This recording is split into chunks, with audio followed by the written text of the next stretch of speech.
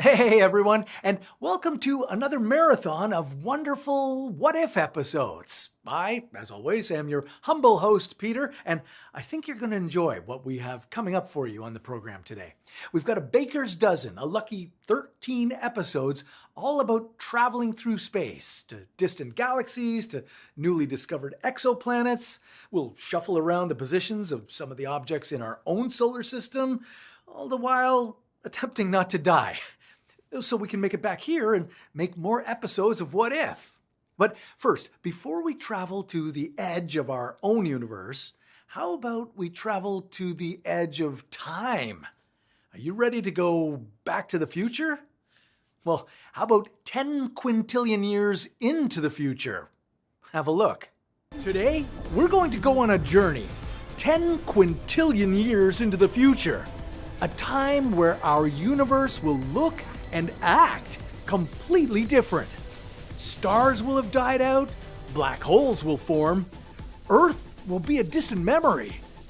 But what else will happen? Will humanity be able to survive this long? Before we get started, let's clear up how many years we're going into the future. What is 10 quintillion years anyway? Well, it's a 1 followed by 19 zeros. Yeah, it's pretty big. 10 billion billions. We can't even squeeze all those zeros onto your screen. But never mind that, we've got a lot of ground to cover. Let's start 1 billion years into the future, where something terrifying is happening. 1 billion years from today. In 1 billion years, Earth will look incredibly different. What was once our blue marble full of life is now a dull brown rock with no life to be seen. Changes to our sun have killed off all life on Earth. The sun has been growing hotter and hotter, about 1 degree more every 100 million years, and the surface temperature of Earth is now 47 degrees Celsius. That's 117 Fahrenheit. This increase in heat first disrupted the carbon cycle. Plants died off, and then animals shortly thereafter. There might have been a little bit of life left in our oceans, but then it got hotter and the water evaporated. What was once a beautiful planet, teeming with life, is now a dry, dead rock. But what about us humans? Well, hopefully we made it out of Earth and built colonies somewhere else in the galaxy before the sun decided to kill us. But you wouldn't catch us living on Mars. Even that would be too dangerous with this hotter sun. We humans would need to be living much farther away. We'd need to set up shop in other galaxies within the Milky Way. Hopefully, within a billion years, humans have developed an efficient system of populating habitable planets. By this time, a populated Mars would be a distant memory. But it's possible that the outer planets in our solar system or their moons might become habitable for us for a little while. There's also another possibility. There may be a subset of humans who live on in the form of pure artificial intelligence. People who have uploaded their consciousness into machines and live virtually forever. But the machines that host them, well, they'd need to be powered by something, somewhere, so physical humans would still be around to set up these colonies that will keep our virtual humans going. But this is just the start of where our future is headed. Let's hop back in your time machine and go forward another few billion years. 10 billion years. Time for your next stop. 10 billion years into the future. As you're flying in your time machine, you notice that the solar system looks very, very different. The sun is now smaller. It's about the size of Earth. It's also white and much dimmer than before. Well, over the last 9 billion years, the sun burned all the hydrogen in its core. As its shell started burning, it became a red giant. Finally, with all of its fuel burned up and with it reaching an older stage in its life as a star, it became a white dwarf. That's what you're seeing now. During its red giant phase, the enormous energy given off by the sun caused its outer layers to expand, engulfing Mercury and probably Venus too. It looks like the Earth has been vaporized and is stripped down to its iron core. At this point, the sun will cool off for billions of years before it reaches its next stage, a black dwarf. More on that in a minute. As the sun was getting older and dying out, another big event was also happening. Two massive galaxies merged with each other, creating an entirely new galaxy. You've got the Milky Way galaxy, which is the one we live in, and then our neighboring galaxy, Andromeda. Both galaxies are part of a shared space neighborhood containing 50 galaxies. These are called the local group. And due to gravitational forces, some were moving closer together. The Andromeda galaxy moved toward the Milky Way at 400 million kilometers per hour. If you stood in the middle as they merged, you'd probably feel like you were in the middle of a giant snow globe that had been shaken violently. Except instead of fluffy snow being thrown around, it's rocks, planets, and entire stars. This went on for millions of years. When these two galaxies were finally merged, they created what's known as the Milky galaxy. Would stars have collided during this merger? Well, you might think so, but probably not, because of the vast distances between them. They're really far apart. We're talking hundreds of billions of kilometers. But what would happen to our solar system in this merger? Well, scientists have calculated that there's a 50% chance our solar system would be pushed far away from the galactic core, 3 times further away from where we are today. And there's a 12% chance our solar system would be completely ejected from this new galaxy. But by that point, we humans would no longer be living in our solar system. If we were still around, we'd have populated planets in a galaxy far, far away, and we'd definitely choose one that wasn't about to go through a merger. So say goodbye to the Milky Way galaxy and say hello to Milkomeda. All right, now it's time to check in and see what else is happening in our universe. 22 billion years. In 22 billion years, things start to get a little complicated. Something is going to happen that's known as the Big Rip. According to one theory, we're heading to a point in about 20 billion years where the universe is going to tear itself apart. This will be due to dark energy. Yeah, dark energy. Now, that's something physicists don't even completely understand, but they do know one thing. It's causing the universe to expand faster and faster. Keep this dark energy in mind, as we'll come back to it later.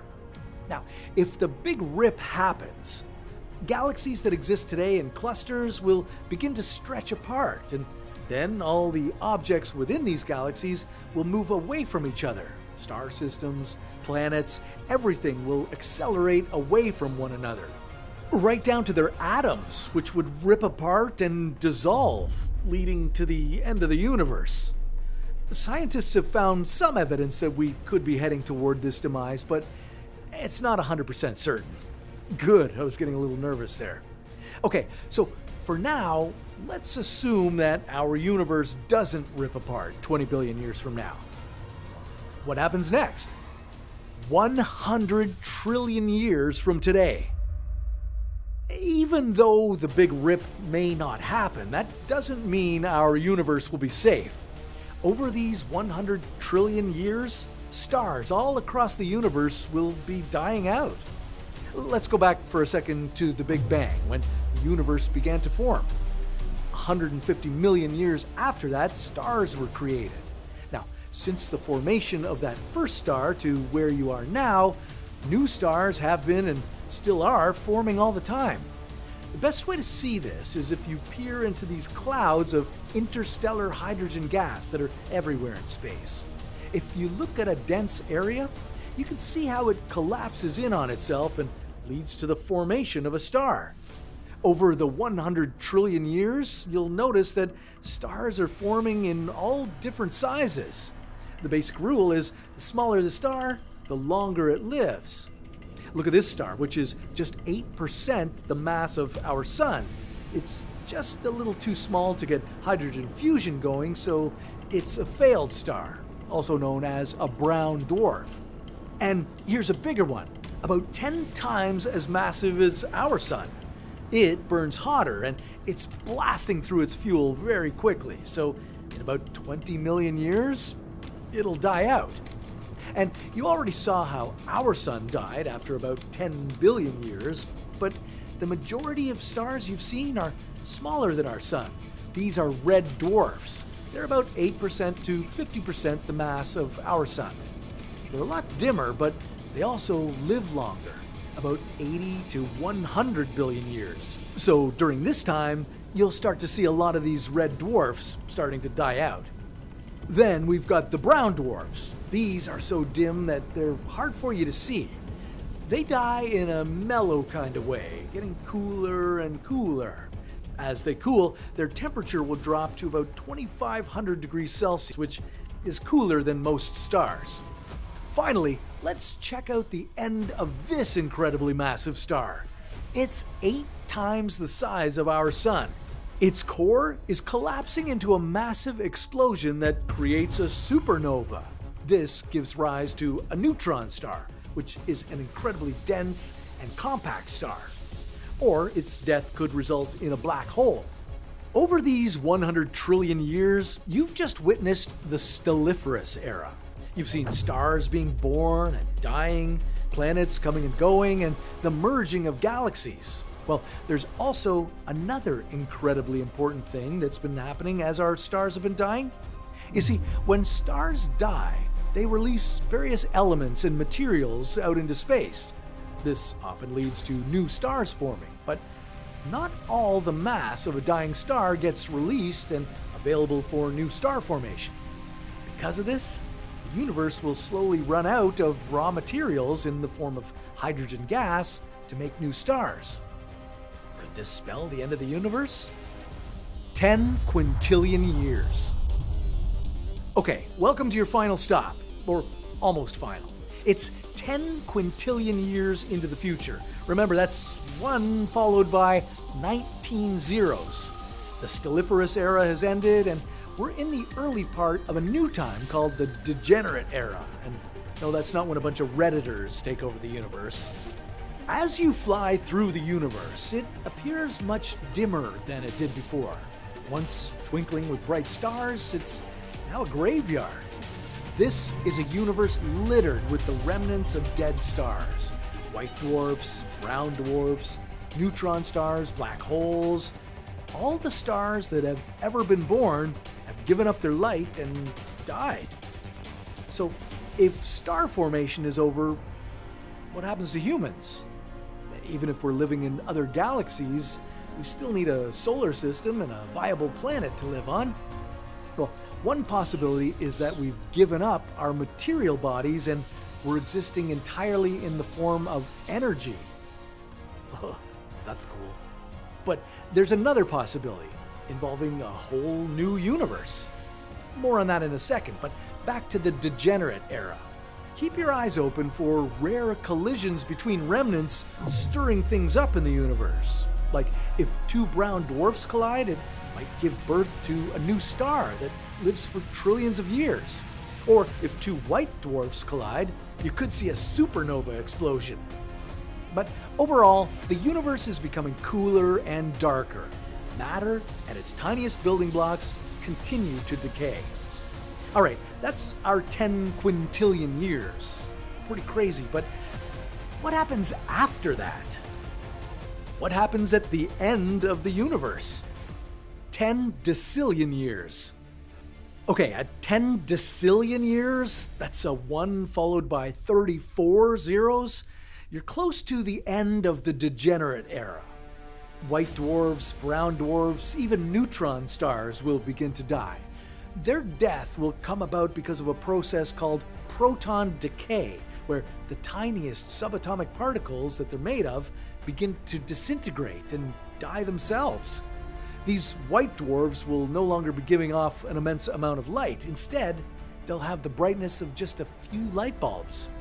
The time it takes for this decay to be completed is incredibly long, but hey, on this journey, we've got all the time in the world. Or maybe I should say in the universe. It's sad to see these little protons die out. Well, you couldn't really see them dying because they're so tiny, but still. If the fundamental building blocks of molecules ultimately decay, it would appear that the fate of the universe is sealed. With protons disintegrating, on your last stop, you'll confront an old, unstoppable enemy. 10 duodecillion years. You're at 10 duodecillion years in the future. That's a 1 followed by 40 zeros. A lot of zeros, right?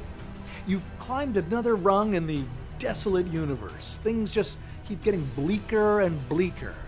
No planets, no stars, no dwarfs. No wonder it's so dark. You can barely see anything other than a very, very weak shine. These are the black holes. It's no surprise that some scientists have labeled this time the beginning of the black hole era. Black holes are these massive structures in the universe that suck up anything that gets close to them. Not even light can escape a black hole. They're like some kind of planetary zombie, scarfing up the remnants of dead stars and getting more and more dense and massive. You thought Thanos was bad. Did I mention that nothing escapes a black hole? Yeah, well, nothing can escape a black hole. Well, there is one thing that can escape. It's been proposed that black holes might leak tiny bits of radiation. This is known as Hawking radiation. Here's how it works. Twin particles are appearing in space all the time, immediately annihilating each other, but when they appear at the mouth of a black hole, sometimes one falls into the black hole while the other escapes. Over trillions of years, this particle leakage would reduce the mass of the black hole, causing it to die. So if you did multiple stops in the time machine, you could watch these black holes eventually die out over massively long periods of time. All right, looks like there's still some time left in the video, so let's check out what happens next. Google years and beyond. All right, before we get to our last stop, for real this time, I gotta mention the What If Explorers Club over on Patreon. For just a couple bucks a month, you can get exclusive ad-free videos. Check it out in the description. Okay, a Google years into the future. What is that? That's a 1 followed by 100 zeros. What's happening here? Well, even the last black hole in the universe has lost its last bit of mass and died out. Welcome to the dark era. It's cold, dark, and very quiet. What can you see in our universe at this point? Well, only a few subatomic particles and dark energy. The universe has expanded so much that the few subatomic particles left are super spread out, incredibly far away from each other. At one point, there were stars, and then remnants of stars, then black holes. But now, you have to zip around in the time machine all over the area of our current universe to catch sight of a single subatomic particle. What a sad and lonely place. And remember the dark energy, the stuff that almost destroyed the universe during the Big Rip? Well, it will keep the universe expanding out further and further. And as the universe keeps expanding, it keeps cooling. Scientists have labeled this stage the Big Freeze. All energy will be evenly distributed in the universe, and the temperature will be just north of absolute zero. Yeah, very, very cold, but not as cold as winter in Canada. This theory of the universe has a cool, dark end, but there's another theory, though, called the Big Crunch. Instead of infinite expansion, the universe reaches a point where it switches into reverse and begins contracting. It would be like playing your life back to you in reverse when you got really old. You return to a baby, then to an embryo, then to a single cell. If that does play out, well, maybe then the whole cycle of the Big Bang starts up again a second time. Or maybe this has happened before and we're in the middle of one of the many cycles of expansion and contraction. Unfortunately, scientists think that's less likely. It appears more likely that the universe is in the grip of dark energy, which will lead to the Big Freeze at the end. What does this mean for the human race? Well, even putting aside the Big Freeze, things appear pretty bleak for life in the universe once we hit the degenerate era. Those damn Redditors. After all, we need bright, luminous stars to create habitable zones to live on planets. So, how do we make that a reality? Well, one intriguing possibility is the ability for us to build our own universe. Maybe in a lab. Keep in mind, we're only 200 years past the Industrial Revolution. Centuries from now, humans will know a whole lot more about how to manipulate our environment. Using our smarts will take control of the future. In fact, as humans progress from a Type 1 to a Type 7 civilization, the possibilities are mind-boggling. So, we all know Chase dies. A lot. Oh no. Yeah, but not today. Well, today, we want to show you the 9 worst ways to die in space. Wait, what? Yeah, that's right. We're taking Chase to the most perilous places in space. Some of these will lead to deaths that are pretty gruesome. Why can't we ever make a video that's the most relaxing places to take vacations in space? There are 200 billion trillion stars scattered throughout space. While they light up the universe and provide us with the heat needed for life, these balls of gas are extremely lethal. Quite regularly, stars give off intense bursts of radiation and energy known as solar flares. These bursts have so much energy that they strip surrounding planets of their atmosphere and unleash deadly radiation into space. Proxima Centauri is one of the most volatile stars ever discovered. As a red dwarf star, it's small, but it has extraordinarily powerful magnetic fields. These fields frequently clash, triggering intensely violent solar flares. Scientists once reported a solar flare so bright that the star temporarily became 14,000 times brighter than its average state. Okay, well, nothing's happening now. And you said it was unpredictable, so how do we even know when the next big solar flare is gonna be?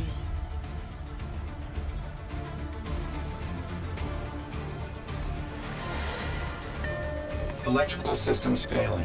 Outer shell burning. Rico! Reroute auxiliary power to life support systems! Rerouting to... Oh no! No! When a sudden surge of high-energy particles hits your spaceship, it would fry every piece of electronics. In a matter of seconds, X-rays and gamma rays would rip through your spaceship, and you'd be suffering from intense radiation poisoning.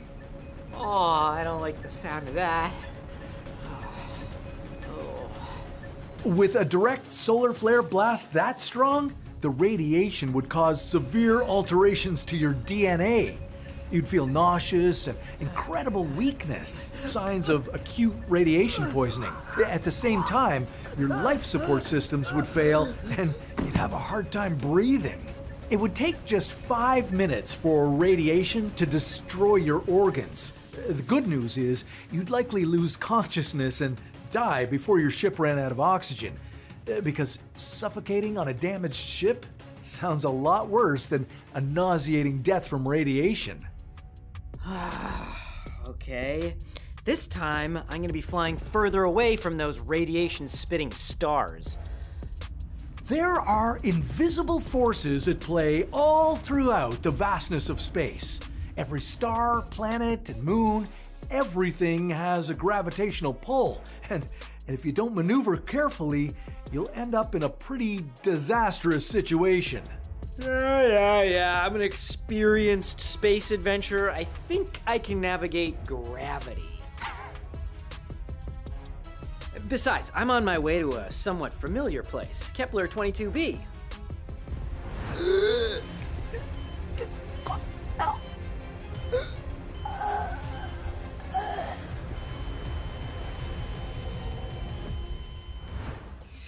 You know, I really gotta give this place a second chance.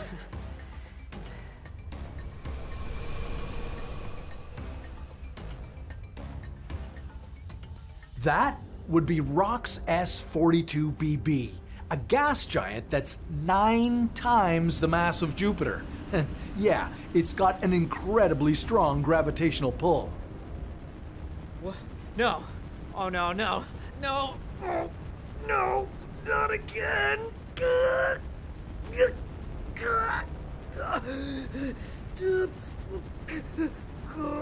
The enormous gravitational pull from this massive planet would catch you in the gravity well trap. Gravity well is space around a massive object like this planet that pulls all nearby objects toward it. And it's dangerous. Your ship's thrusters would fail to counteract this gravity. You'd be rapidly pulled toward the gas giant, all the while experiencing some serious G-forces. You and your ship wouldn't stand a chance against Rock's S-42BB. The G-forces you'd be feeling would cause you to black out. You'd be falling deeper and deeper into this planet's atmosphere until your ship violently breaks apart. And when your ship does break apart, you'll be flung out into the storm of toxic gases and superheated winds. It'd be brutal.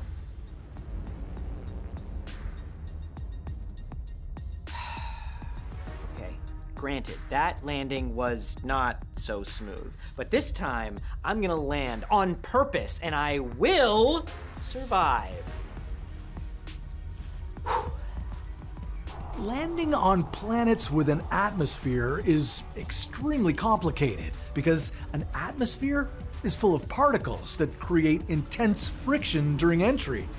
The intense friction generates enormous heat, and if you're not careful, your spaceship will burn up before reaching the surface. If Kepler-22b had an Earth-like atmosphere, landing there would be tricky. You'd need to carefully maneuver your ship to manage heat and turbulence. Okay, lock in, Chase, lock in. Just need to do the S-turns. Make sure the broadside of the ship is exposed.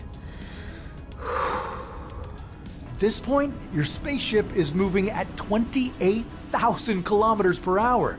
The atmosphere of Kepler-22b would create resistance, heating your ship's exterior to a blistering 2,000 degrees Celsius. If your ship's heat shield fails, the cabin would become unbearably hot in seconds. What? Kepler's supposed to be balmy. This is way too hot. Intense turbulence would begin to tear your ship apart. This would mean decompression and failure of all life support systems. What about auxiliary power?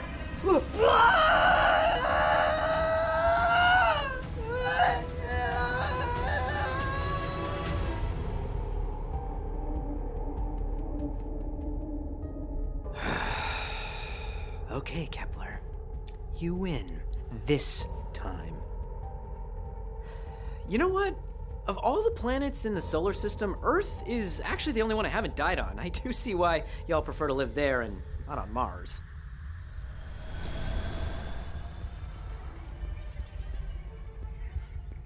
Well, Earth is a particularly tough planet to land on. Not only are you navigating its gravitational pull and atmospheric friction, but you also have to dodge a ton of space junk. Literally, there's an estimated 9,000 tons of junk in Earth's orbit, over 100 million bits of small debris, and about 25,000 pieces larger than 10 centimeters. Stuff like old satellites and missile debris get trapped here, some traveling at speeds over 8 kilometers per second. That's 10 times faster than a bullet.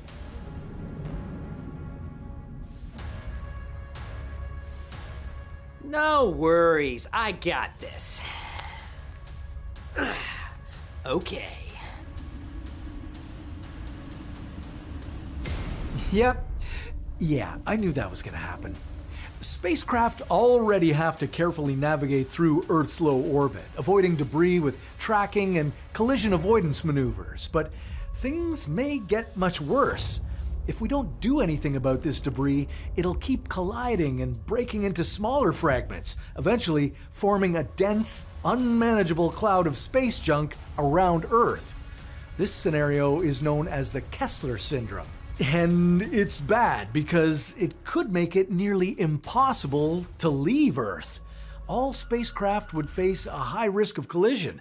Even the tiniest piece of orbital debris traveling at thousands of kilometers per hour could cause catastrophic damage.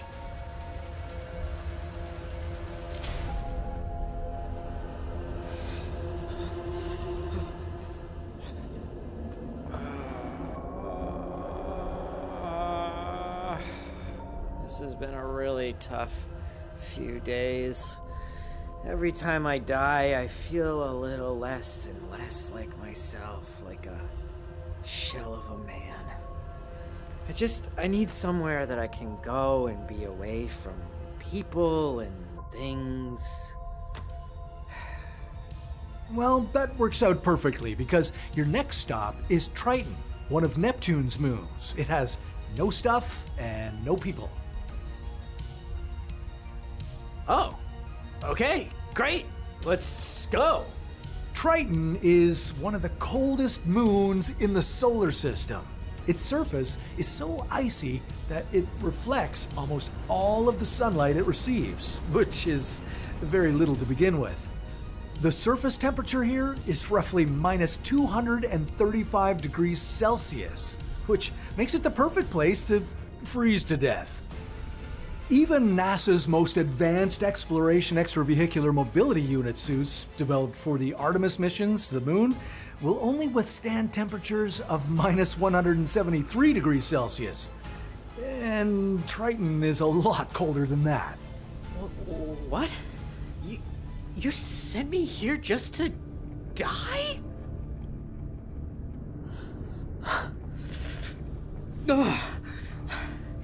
I'll remember this what if guy. On Triton, you wouldn't lose heat immediately like you do on Earth. That's because Triton doesn't have an atmosphere, so there's no air to carry away your heat through convection. It would take you some time to die here.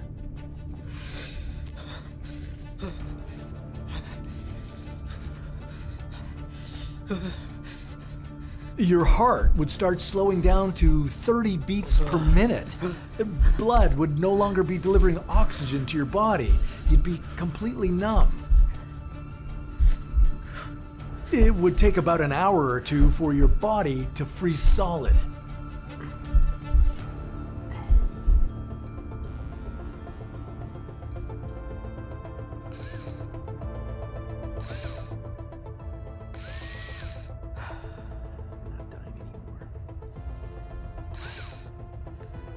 I'm not dying anymore. No way. I'm done, okay? I'm upgrading the ship so it's gonna protect me from radiation, freezing temperatures, micrometeoroids. It's gonna protect me from everything. Good luck trying to kill me this time, Peter. Ow. Ah! What the? Oof, that was a micrometeoroid, a tiny piece of debris that can travel at tens of thousands of kilometers per hour. They usually burn up in a planet's atmosphere because of their tiny size, but out in space, they're like bullets. Most astronauts are pretty unlikely to get hit by one, but Chase is an exceptionally unlucky guy.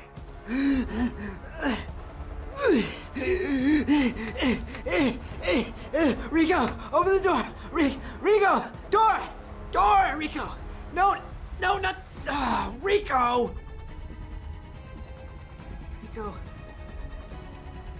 So, right now, Chase is experiencing ebulism, which is a fancy way to say decompression, which is a fancy way to say that the rapid change in pressure is causing all of the liquids in his body to boil and evaporate. Yeah, this one might be the worst yet. Okay,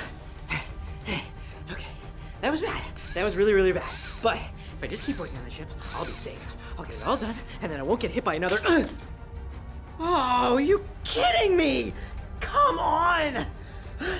Oxygen levels critical. Oh no.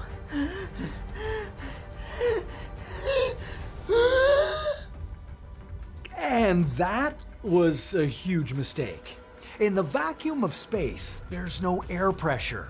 And your spacesuit just took a hit, which means that the pressure inside it will change and cause the air to expand. That big gulp of air you just took, that's about to explode your lungs in 3, 2, 1. As your lungs get torn from the inside, air bubbles will enter your bloodstream, and that will lead to an embolism that will block blood flow to your vital organs like your heart and your brain, Cue heart attack, stroke, and death. Space is so treacherous that even the safety of a ship, yes, even an upgraded one, can't always protect you. There's not much anyone can do against the invisible threat of a black hole. With gravitational pulls so strong they even suck in light, once you realize you're close to one, it's already too late. Yeah, and there's probably a black hole right next to me, isn't there? Oh my god, there is one! Oh, Rico, fire all engines! Reverse! Full reverse! Come on, Rico! Auxiliary power, Rico! All engines in reverse.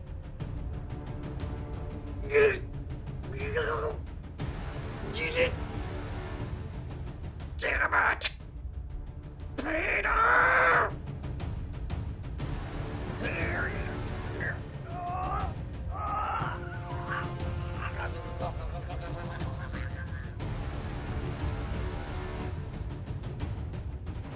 Getting sucked into a black hole, you experience so much gravitational pull, your body literally gets spaghettified. You turn into a long strand of human spaghetti. There was no avoiding that one.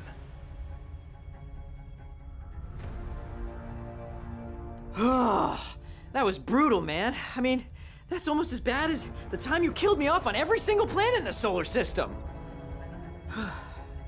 Wait. How am I not tied to the spaceship? Hey! Hey! No! No!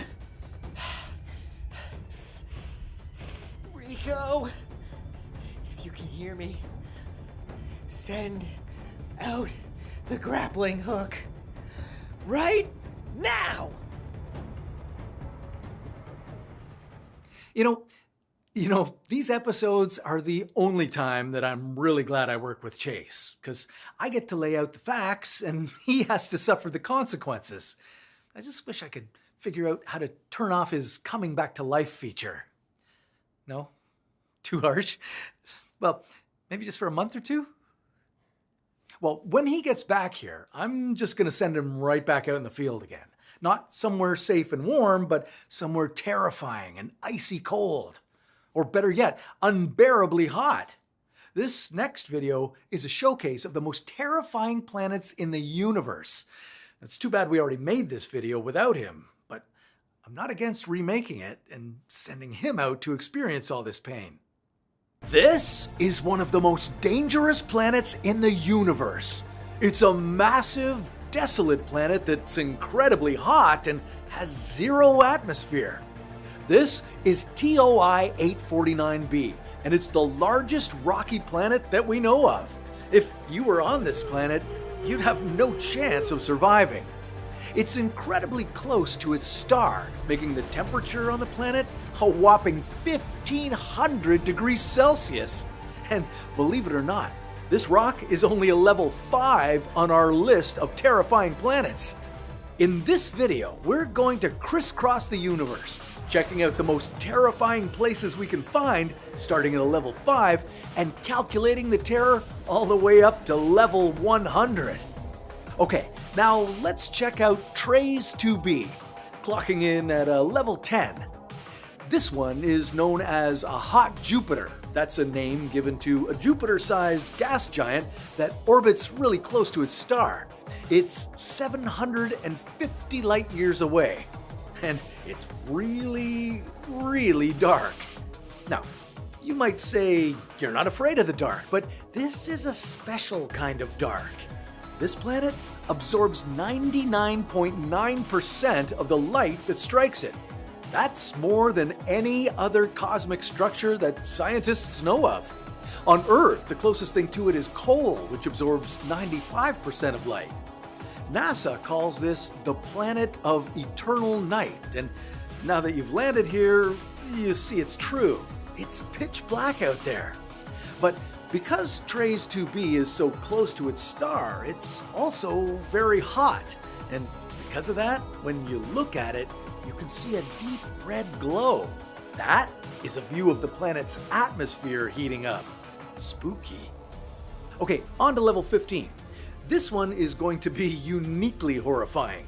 You're not only going to a new planet, but you're also going back in time, a few 100 million years. This is KOI 55.01, also known as Kepler 70b. When its star burned through all of its hydrogen, its outer layers swelled up as it became a red giant. This is the point in time where we're dropping you onto this terrifying planet.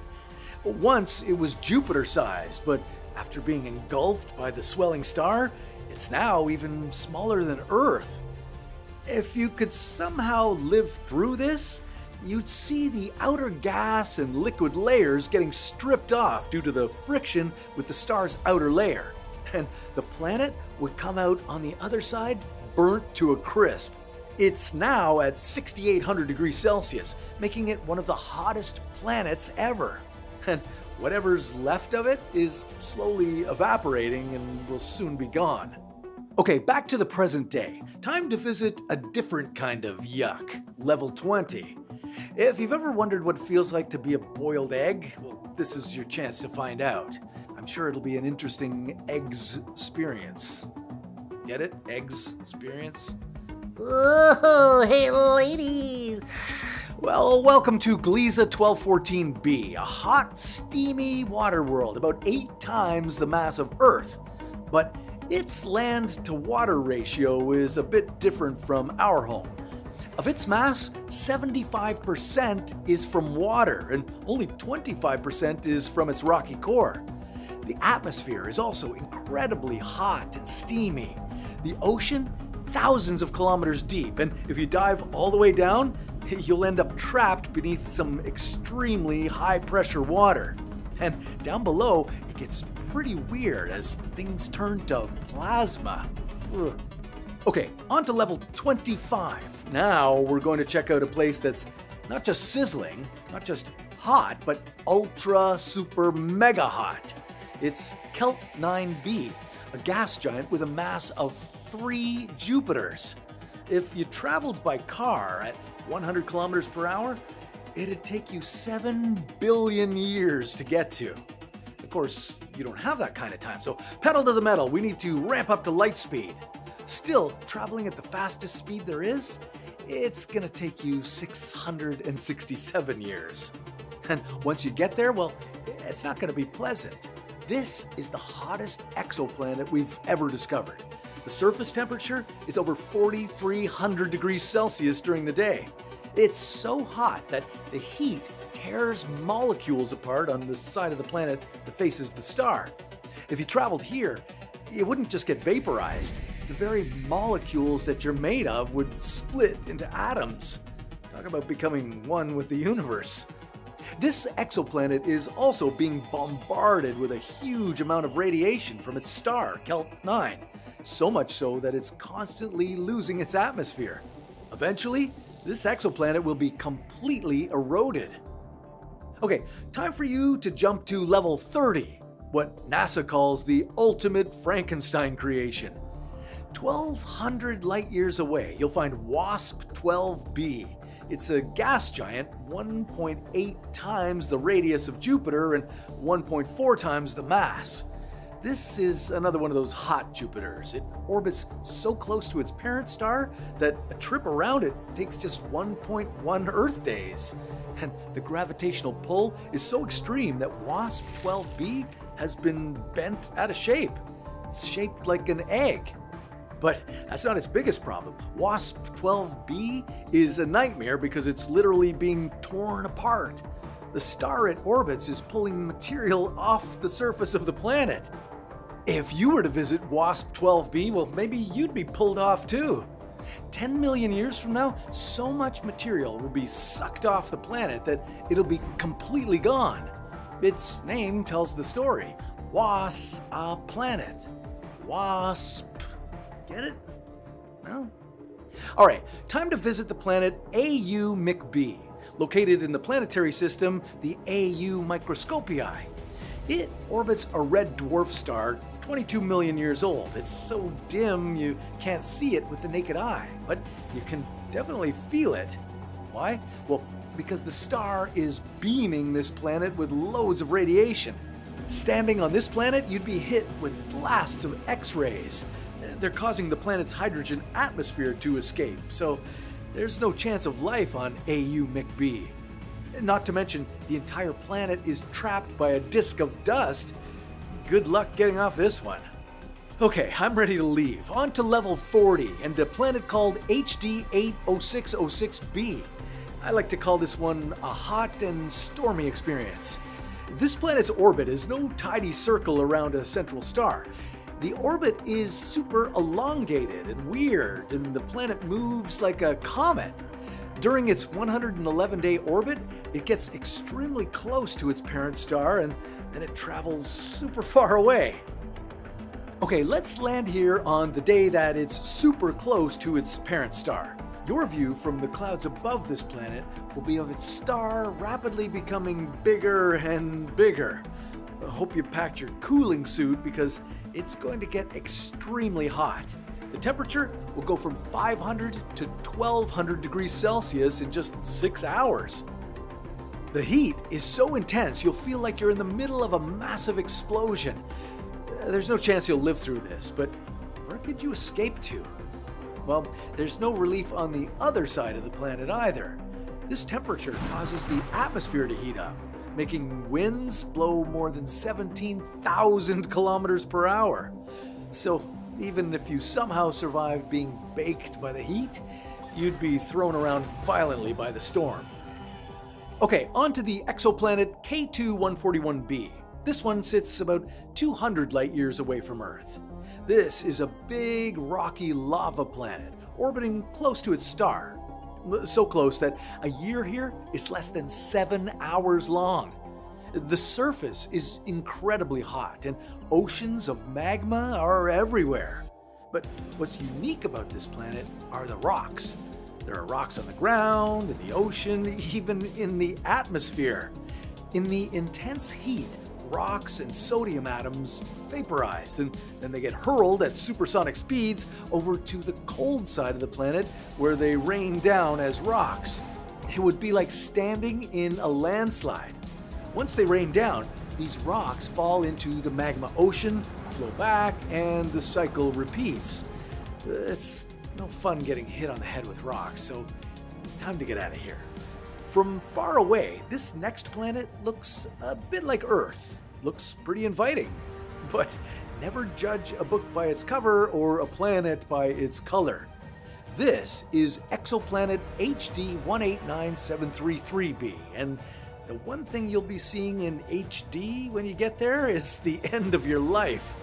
You see, winds on this planet blow at 7 times the speed of sound. Once you arrive, you'll be scooped up by the wind, thrown up into the atmosphere, and tossed around this world in circles over and over again. And if that's not enough, you're gonna regret not taking your full metal umbrella.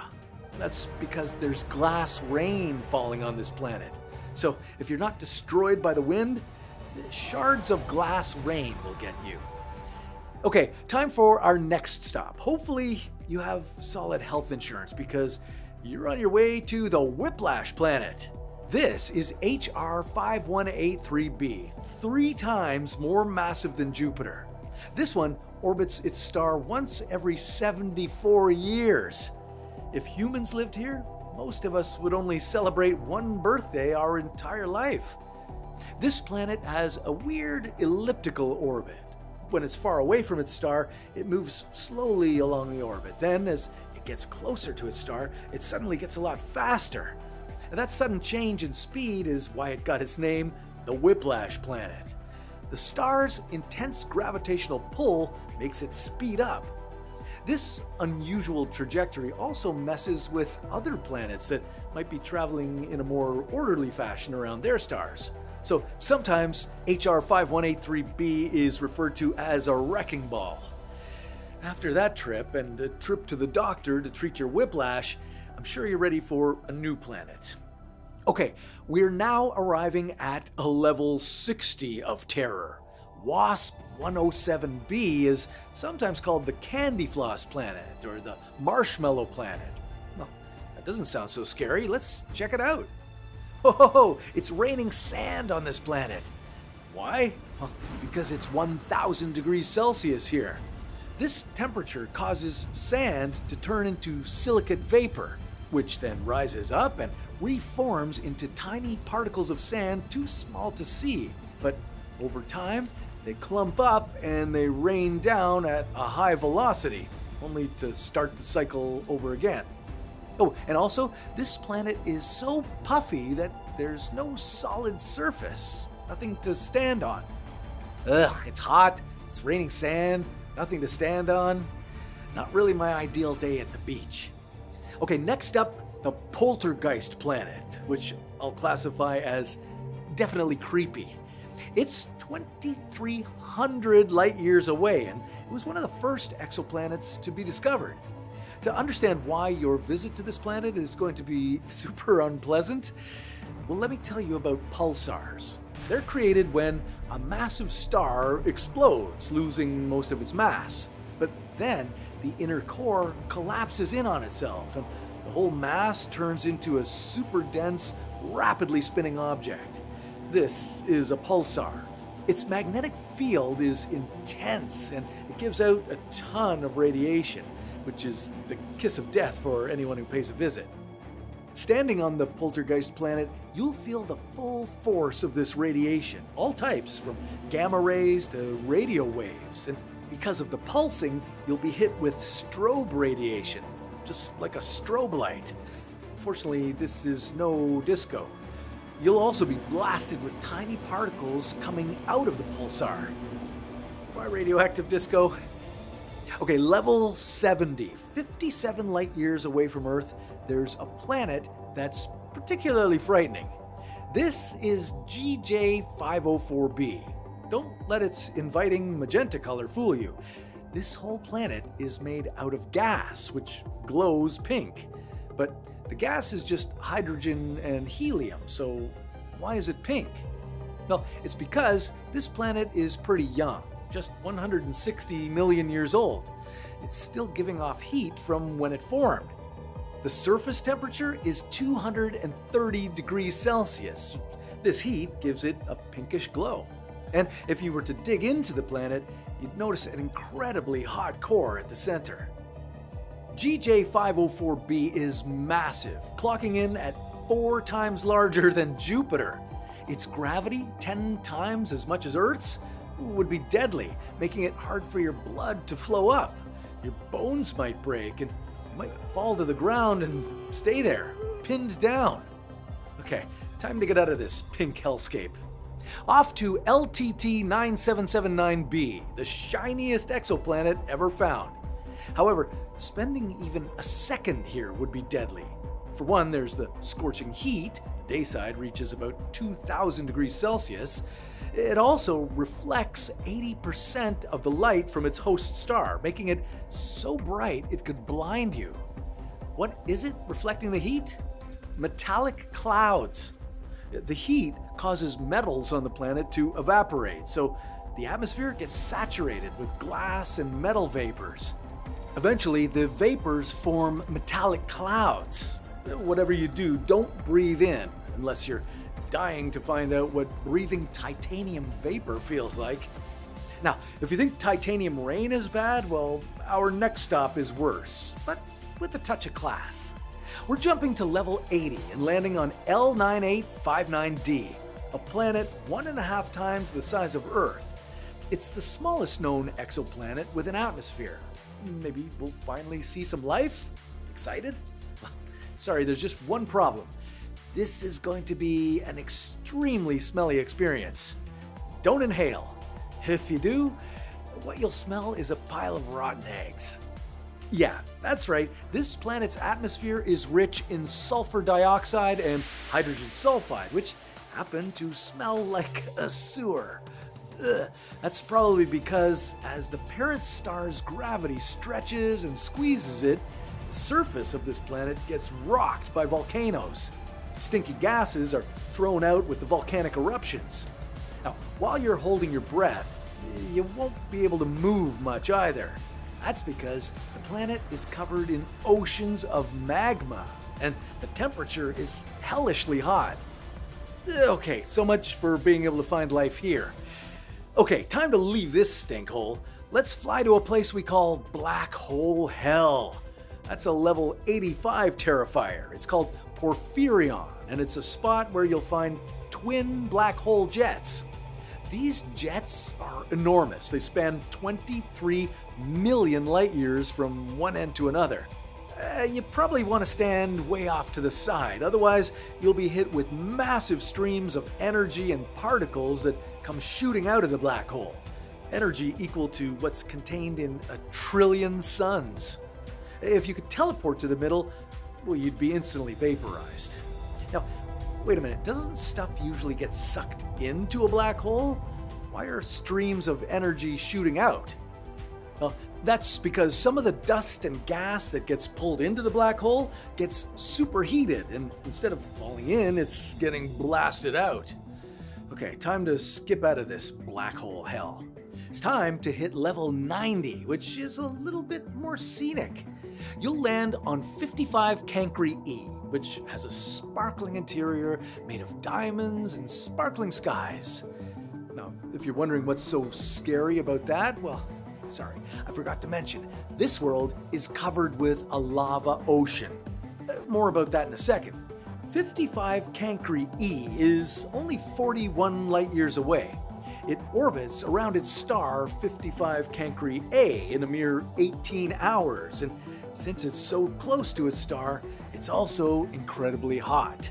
If you landed on the surface, you'd be swimming in an ocean of molten lava. A pretty horrible way to die, but if you look up, at least you'd see some sparkling skies as you left your body. These are silicates that have evaporated to form clouds and reflect the lava below. Okay, on this next exoplanet, it's raining gemstones. Yeah, welcome to WASP 121b, where on the night side, it's raining metal and gems. This is a level 95. Shaped like a football, this hot Jupiter has a dayside temperature of 3,000 degrees Celsius. If you landed on this side, it wouldn't just be you getting burned. It's so hot that scientists say that various metals like iron, magnesium, chromium, and vanadium are superheated and now exist as gases in the atmosphere. If you look at the atmosphere, you'll see water molecules glowing as they break down into hydrogen and oxygen atoms. Now, on the night side, the temperature is half of what it is on the day side. These different temperature extremes cause a powerful wind to blow. So powerful that you get picked up on the day side and blown over to the dark side, which is also pretty hot. You'd be at 1,500 degrees Celsius. Too hot for water to condense, but hydrogen and oxygen molecules combine again to form water vapor. And if you were still alive, well, you'd have gemstones raining down on you. But they wouldn't be so much of a treasure anymore. Now, for our last stop, I'm both excited and a little terrified. You're landing on GJ1132b, 41 light years away. It used to be a Neptune-like gas planet with a thick hydrogen atmosphere, but then it was blasted with intense radiation by its star and lost all its original atmosphere. Volcanic activity on the surface caused other gases to seep out and create a new atmosphere. But I hope you have your gas mask on, because here, at level 100, without taking precautions, you'll be breathing poison gas. There's hydrogen, methane, hydrogen cyanide, and a fourth component that's similar to the smog we have on Earth. So yeah, breathing this stuff, your lungs are not going to be happy. Hydrogen cyanide is used in chemical warfare. Breathing in even small amounts causes headaches, dizziness, nausea, vomiting, and if you keep breathing, seizures and death. Yeah. Eesh. Possibly, and it's not in a so far future, we may have a clear evidence that there are life on some of this planet. So far, it's quite amazing that we are on one of the systems that looks pretty much different from all the planets that we have found. So is it the reason why they are life, because we are different, or it's just a matter of luck here? And I think this kind of question we should be able to answer.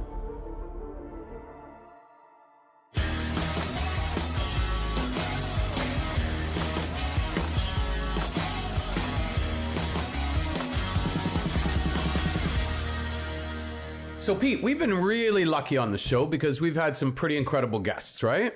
Yeah, I mean, just top of my mind, we can count Bill Nye a couple times. Bill Nye, the science guy. Friend of the show, Michio Kaku. Yes. A couple times. Science communicator Emily Calandrelli was a fun one. We had Dr. Ronke Olabizi, who taught us better how to live in space. Yes, which is, kind of where we're going to end up today. We're not living in space, but we will be talking about space. But we have not had a Nobel Prize winner, have we? Are we having one today? We are, Pete. Oh, and this is good. It's really exciting. Cool for this show because, it's really cool to have somebody that's obviously accomplished something like that. But we've discussed exoplanets on the show, 5 times, 10 times? Yeah.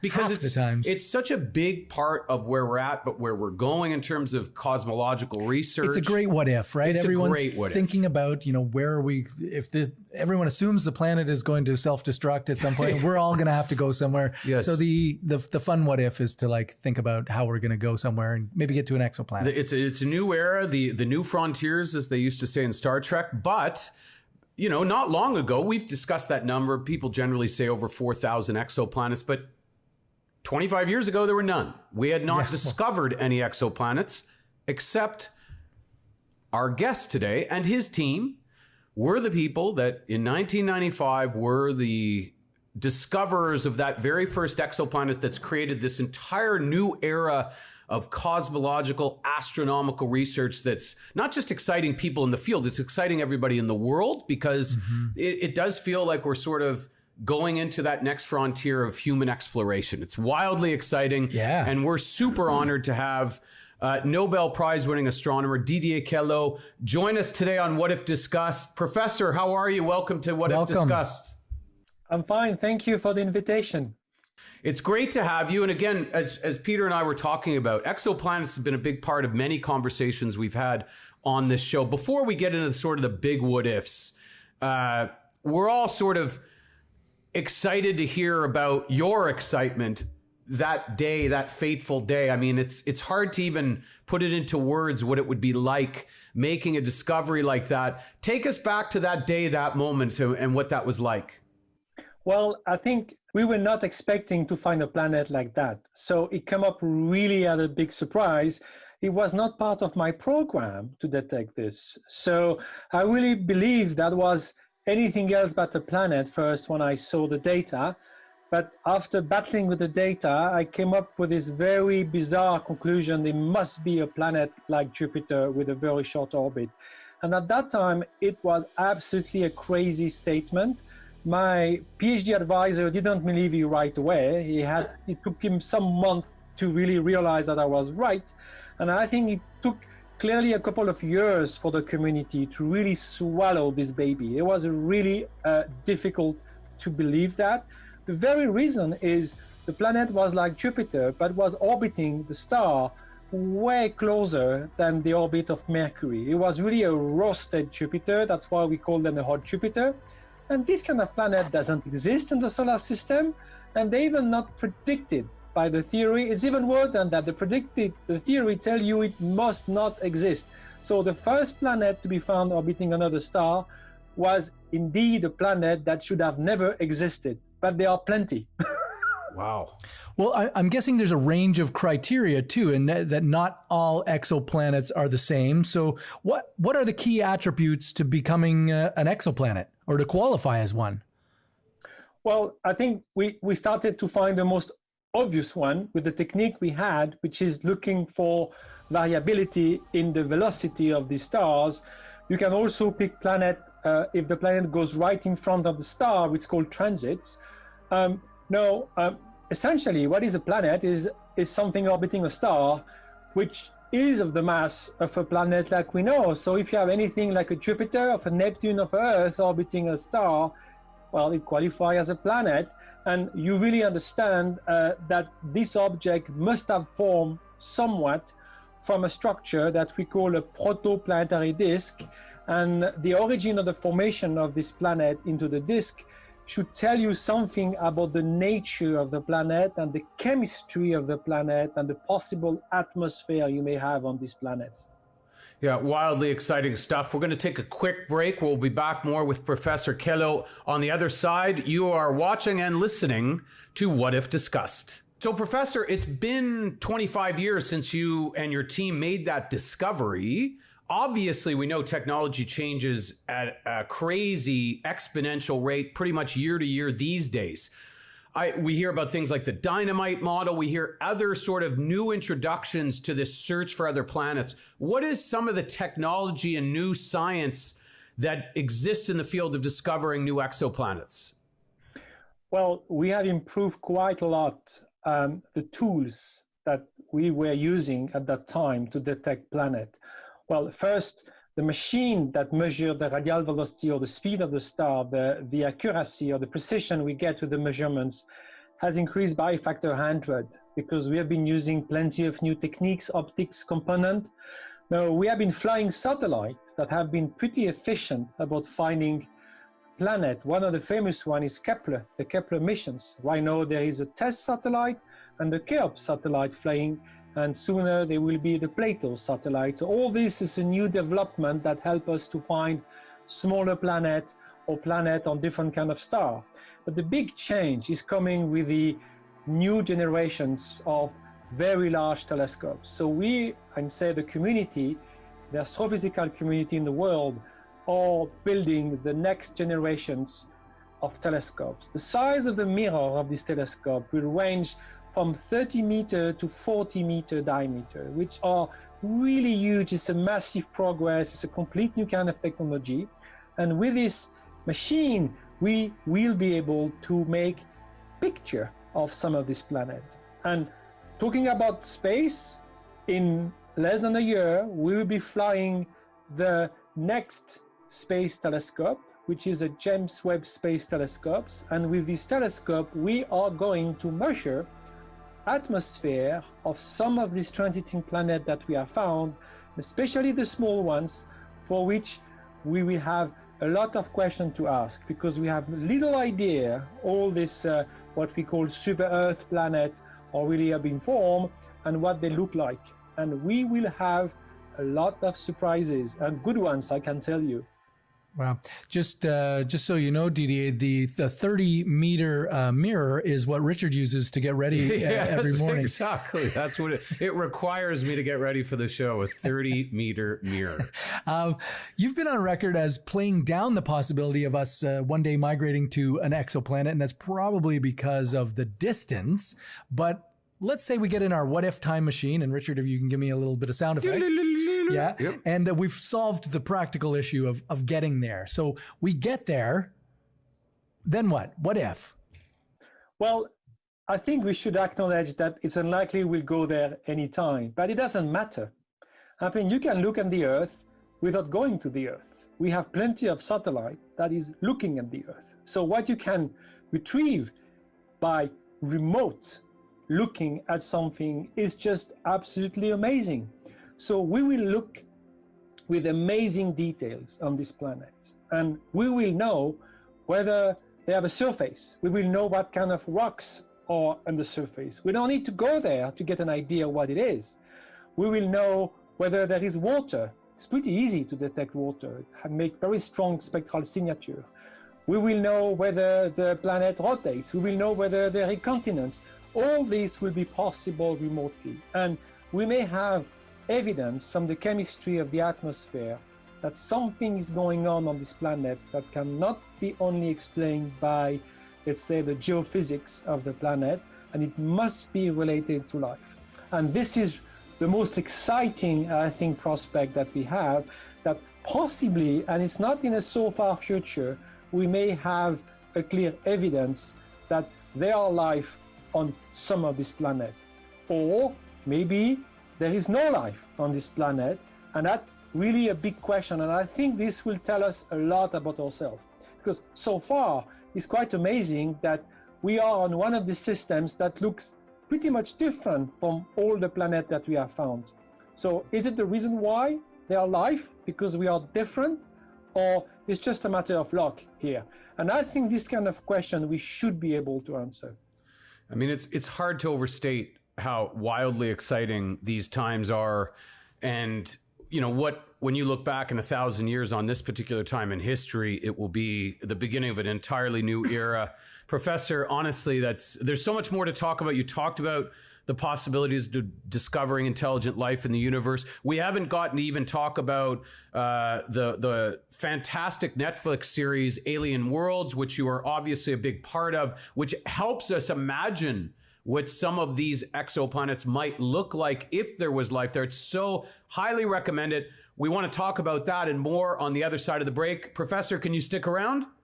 I can. Fantastic. We'll be back more with Professor Queloz. Yeah, if you want to hear more with Nobel Prize winning astronomer Didier Queloz, click on the link below and you can get the full audio podcast of the show. If you're already listening to it, well, we'll be back after the break. And Professor, before we let our viewers go, maybe you can tell them where they can find your work online or anywhere else. Well, I think if you Google my name, you will be amazing how many movies and recording there are of my talks, of my work. So just use the Google search machine. Yeah, a quick Google search on the old magic box. All right, so for those of you who are ready to go further into space, click that link. And if that's all the time you have for us, well, thanks for joining us on What If Discussed. It's true. We bring you all these hypothetical situations about leaving Earth and settling on another planet, but the stark reality is it's hard. Well, three things. First off, how much money do you have? Well, take that and my money and Elon Musk's money and multiply that by 10 bazillion, and you're getting close to how much it would cost. Second, it's hard to do, and it would take forever to terraform another planet, even just to the point where we could live there bare bones, no amenities. And you're not going to live that long, so... And the last thing is, we live on the perfect planet. It's the only planet we know of that is perfect for human life.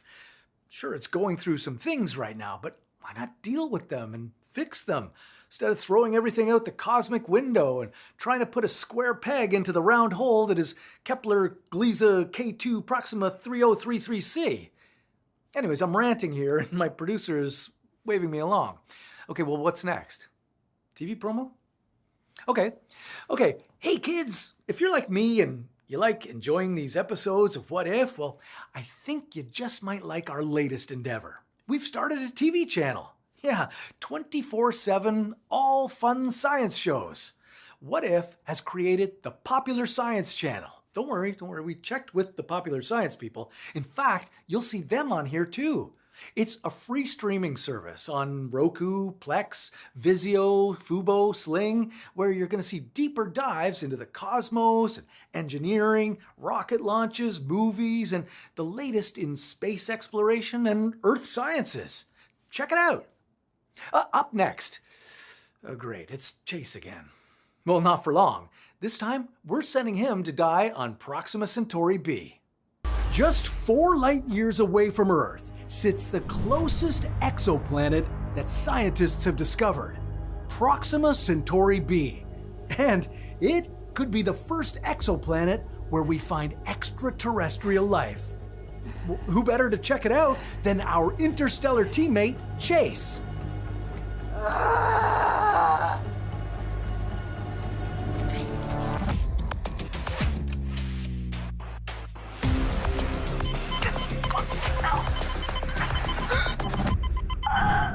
Yeah, it's true I've died on every exoplanet I visited, but this time will be different. Your death count is well above average.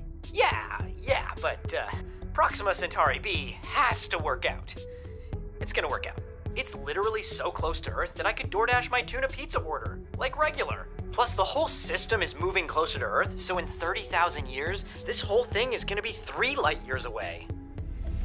The bad news is, after another few thousand years, Proxima Centauri b will move further away from Earth, and HH Andromeda will become Earth's closest star, besides the Sun. And unfortunately, that star doesn't have any planets. Ugh, why do you have to be such a bummer all the time? Even though Proxima Centauri b is in the closest star system to us, it's still far away. If you left Earth today, you'd reach the Alpha Centauri star system in some 165,000 years, give or take.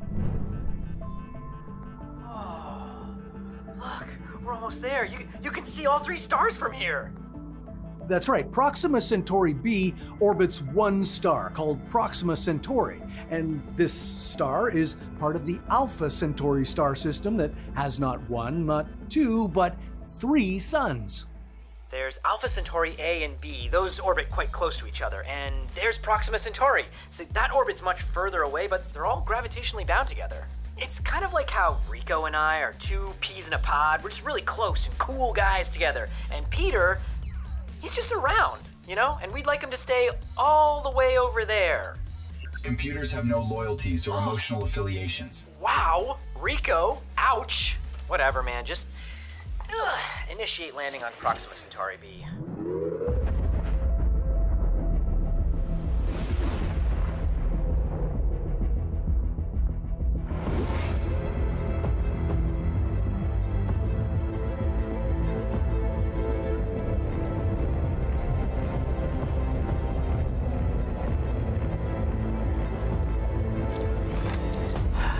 All right.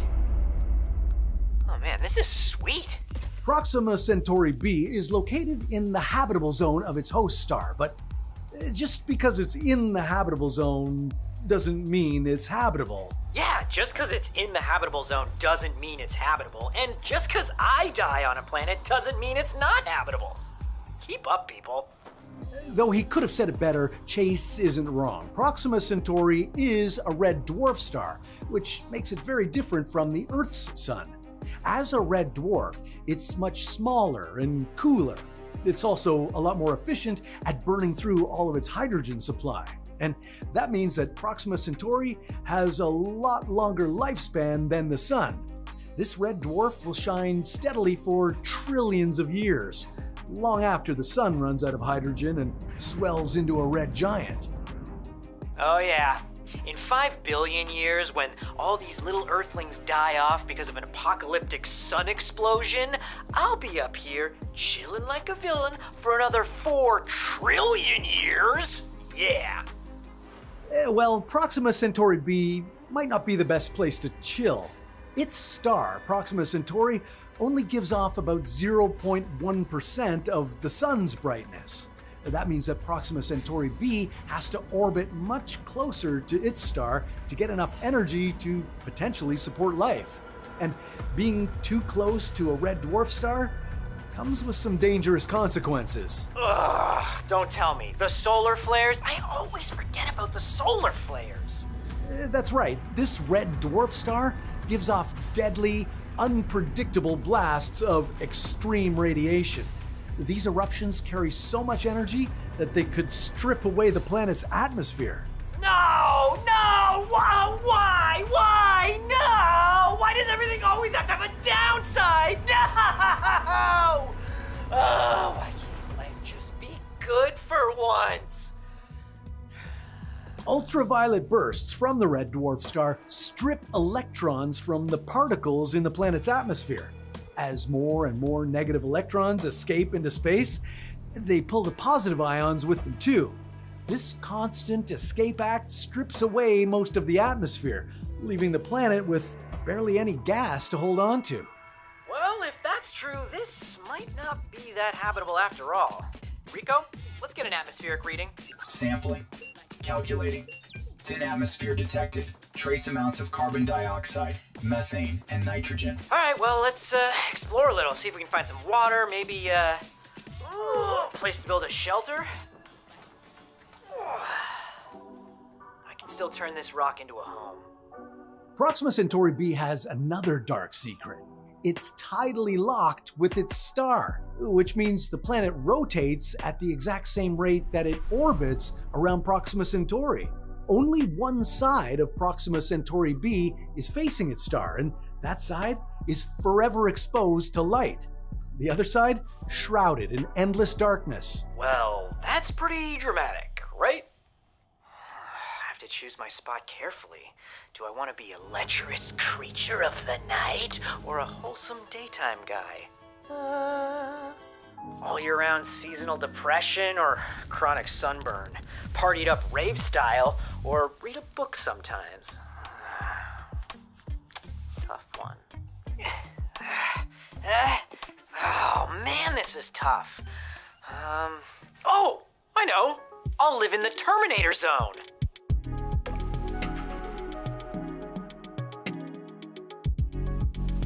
The Terminator Zone is the area between the day side and the night side of a planet.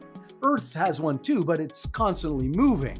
On a tidally locked planet like this one, the Terminator Zone stays in place.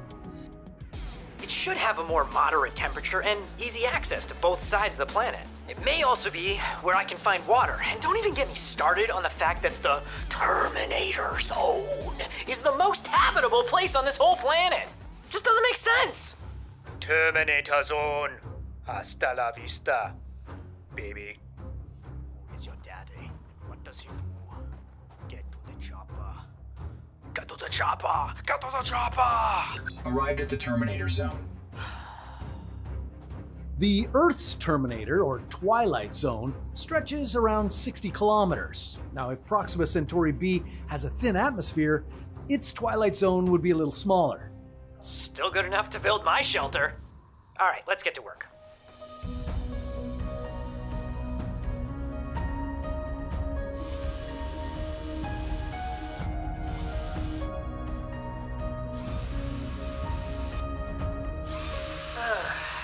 I'm making all of this radiation proof. You know, with the amount of UV this guy's blasting off, we have to insulate everything.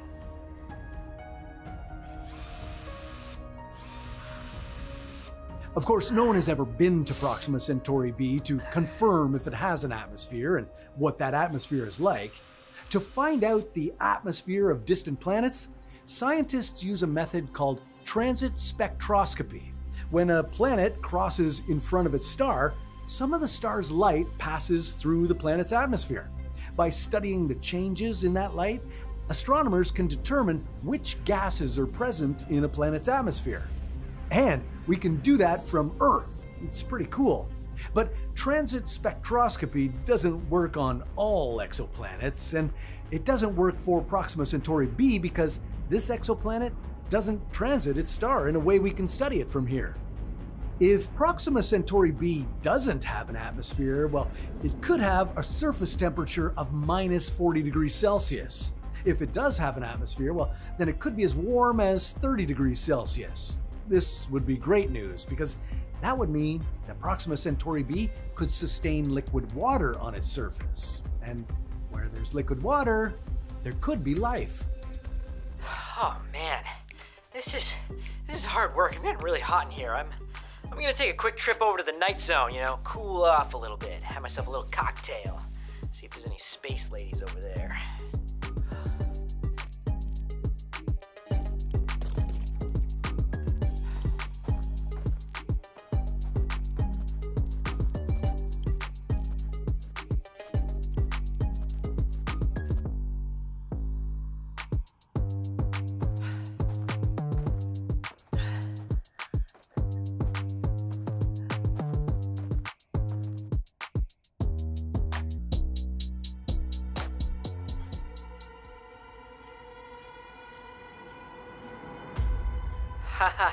Okay, well, I cooled off. I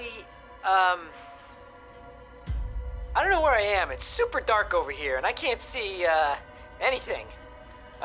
Rico, can you direct me back to the Terminator Zone, please? The Terminator Zone is 5 kilometers north. Okay, which way is north, Rico? I can't see anything. Which way is north, Rico? I don't have a map. I can't see anything. There's no rocks. There's no sun.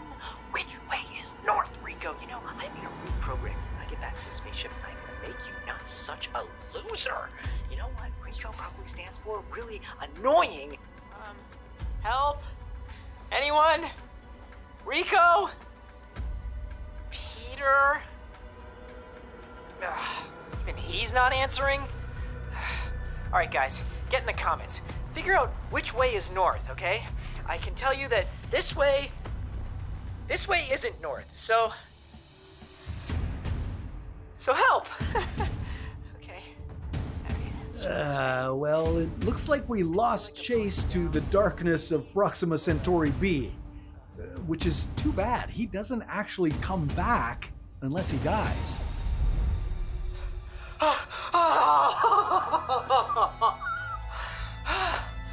Oh god, I made it. Oh, I thought I was doomed back there, stuck to wander in some sick cosmic purgatory for all my life. Oh, I need to take some sort of daytime mental health break. Rico, get me my relaxing chair.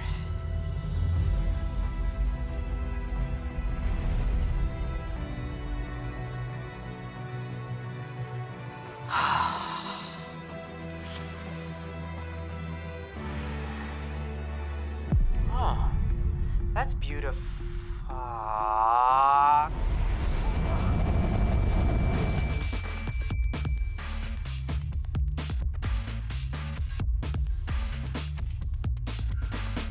He should have stayed in the Terminator zone. A blast like that straight to the face? The heat and radiation would cook your insides in a second.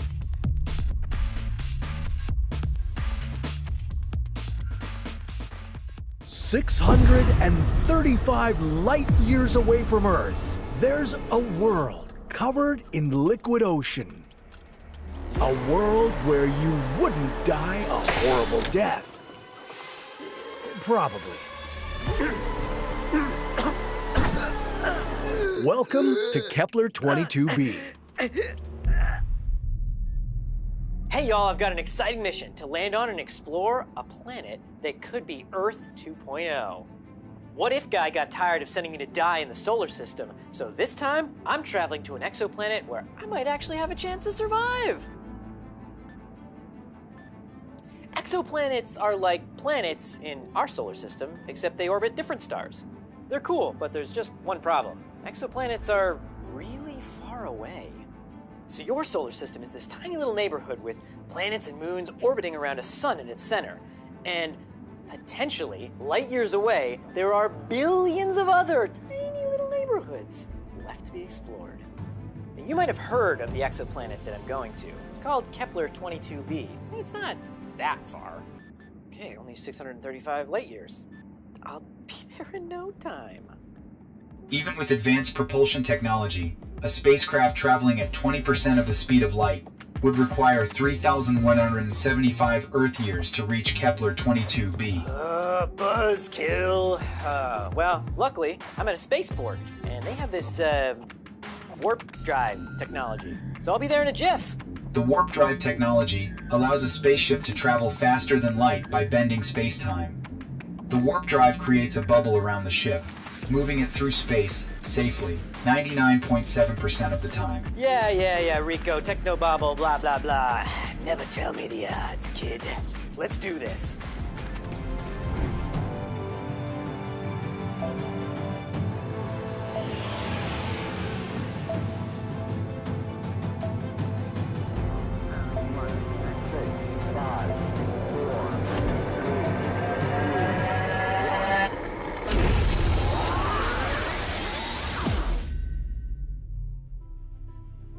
Well, hello, Kepler. The Kepler 22 star system is a lot simpler than our solar system. It's only got one exoplanet in it. But this exoplanet, named Kepler 22b, is intriguing. It orbits within the star's habitable zone. And that means one important thing. Alien civilization. Water. It means water. Oh. Whenever a planet is in the habitable zone of its star, it means that the temperature is warm enough for water to remain in a liquid state, instead of evaporating, like it would, say, on Venus. or freezing like it would on Mars. And the Kepler-22 star is almost exactly like our Sun. It's a slightly smaller G-type star, which means it has a surface temperature of around 5,500 Kelvin. That's 5,200 degrees Celsius. Not too bad for a distant star system, except one thing. This exoplanet, Kepler-22b, is a lot bigger than Earth. I don't see how that's a problem. It's just more surface to love. I mean, sure, it might have stronger gravity or like earthquakes. Kepler quakes? But like, Earth has earthquakes too, and it's doing just fine. The larger size of the exoplanet might indicate the presence of a thick atmosphere, leading to high surface pressure. This could result in water existing in a supercritical state, neither a true liquid nor gas, making it less suitable for life as we know it.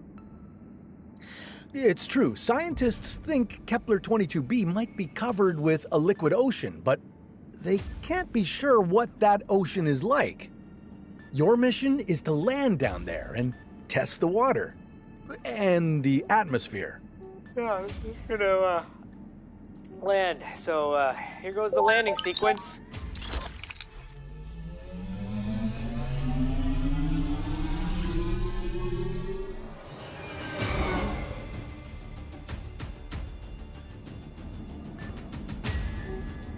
Whew.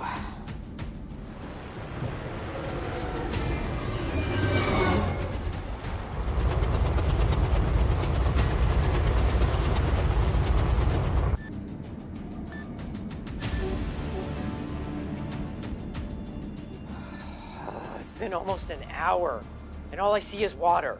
Water! Everywhere water! I think I can land here.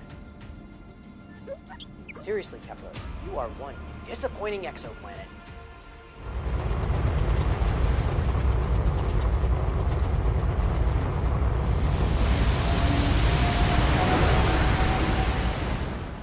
Give up, Rico. Wake me up if you see any land. My sensors read land right below us. You are cleared for landing. Seriously? I can't even take a nap. Okay, let's land.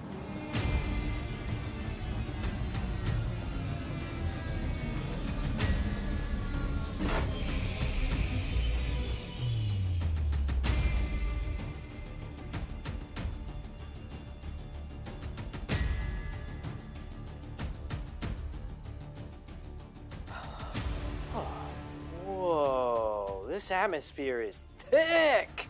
Rico, give me some stats on this planet. Kepler-22b is a super-Earth, 2.1 times larger and 9.1 times more massive than Earth. It has an orbital period of 289.9 Earth days. It also has water.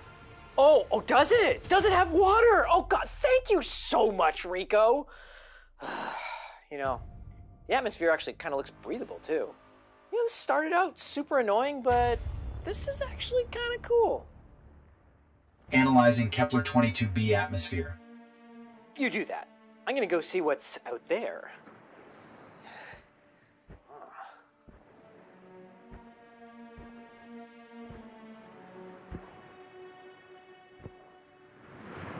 Interesting.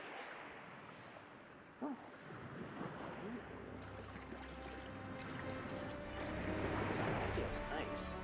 I can go skinny dipping in here. That would violate YouTube's terms of service. Not if it's a music video, technically.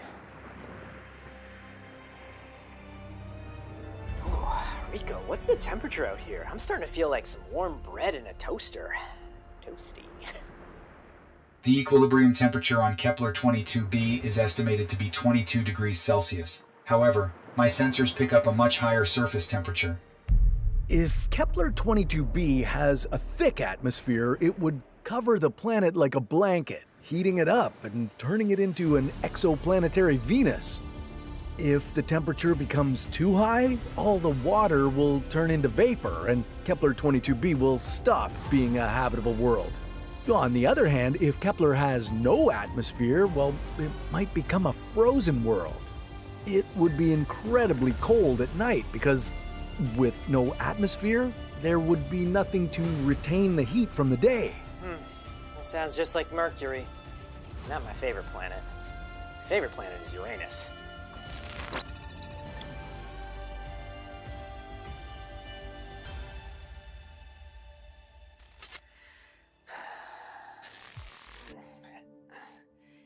Kepler 22b, it seems okay. It's a little tough to walk here. The surface gravity on Kepler 22b is approximately 2.07 times the gravity of Earth. Yeah, thanks. I noticed that one, Rico. Hey, have you analyzed the atmosphere yet? Analysis in process. Oh, so the answer was no. You're still okay. The thick atmosphere of Kepler 22b likely contains high levels of hydrogen and helium.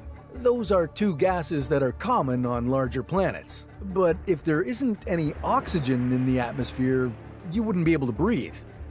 What you should also worry about is the water. It could be acidic or contaminated with toxic elements like heavy metals.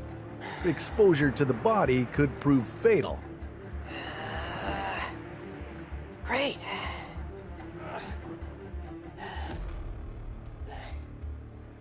So, there's water on Kepler 22b, not that I can drink it, and the atmosphere's in place, and the temperature's all right. What am I missing? Where's all the life? If life exists on Kepler, it might be microbial. You wouldn't be able to see it without special equipment.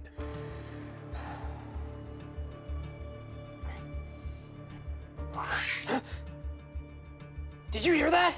My scans are not picking up any life forms. I gotta check this out.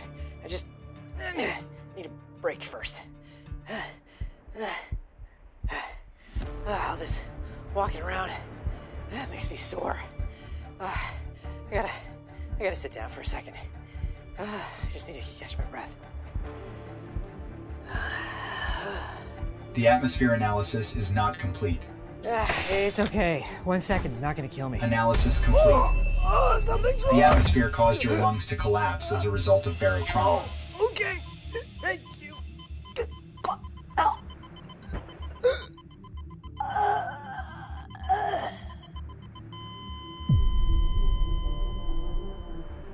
40 light years from us, there's a world that looks a lot like Venus. Only, unlike the most sweltering, hellish planet in the solar system, this not-so-distant planet could actually be the next Earth. This world is called Gliese 12b. That's right, I'm venturing out of the solar system to find an exoplanet that I won't die on. And yeah, I know I've said that before, but I'm feeling much better about Gliese 12b. Way better than Kepler 22b.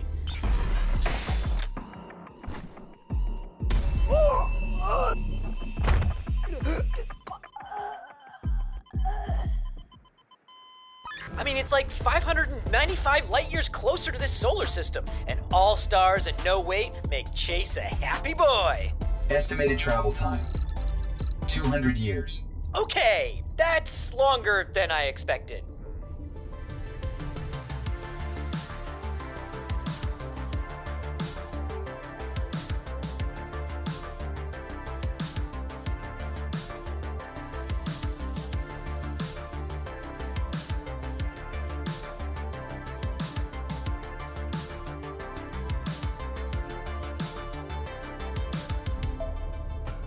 Location, Pisces constellation.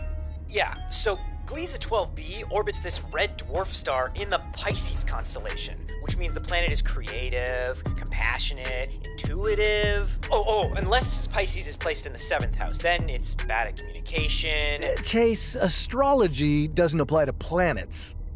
That's really naive what-if guy. I mean, Saturn literally has a ring on it. Go, girl. Saturn is a gas giant, and it has many rings. You know, not everybody's as into monogamy as you are, Rico, okay? And you always take his side. What's going on? Did I program you this way? Whatever, I'll get over it.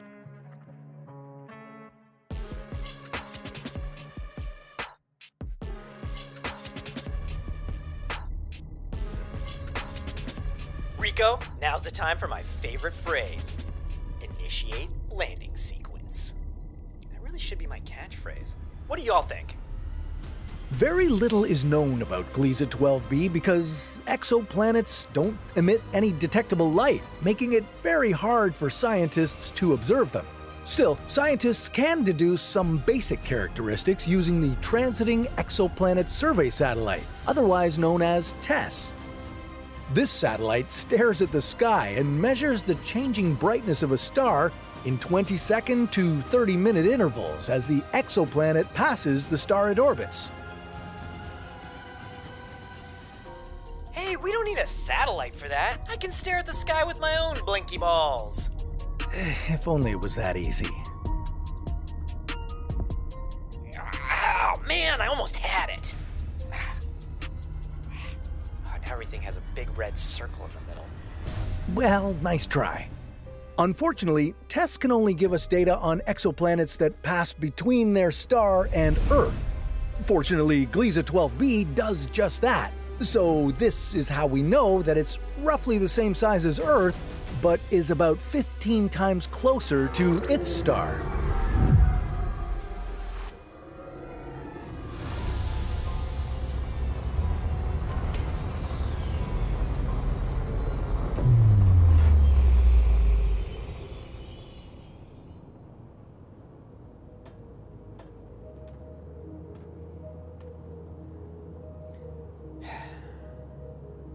Huh. Rico, give me the stats on this red dwarf. Loading stats. At what point did this red dwarf make its way to Mordor?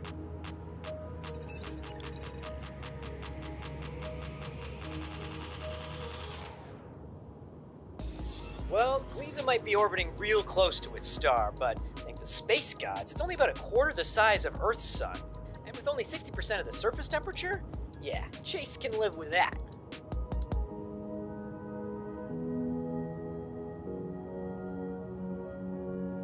You know, if this planet's sun had anywhere near the size and heat of Earth's sun, I'd be dead already.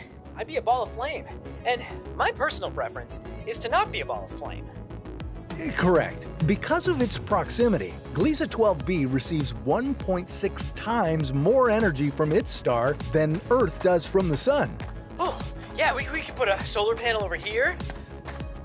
And here. And over here. Oh.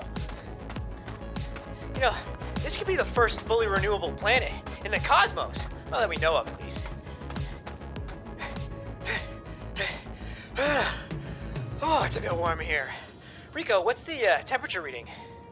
62.2 degrees Celsius. Oh, okay.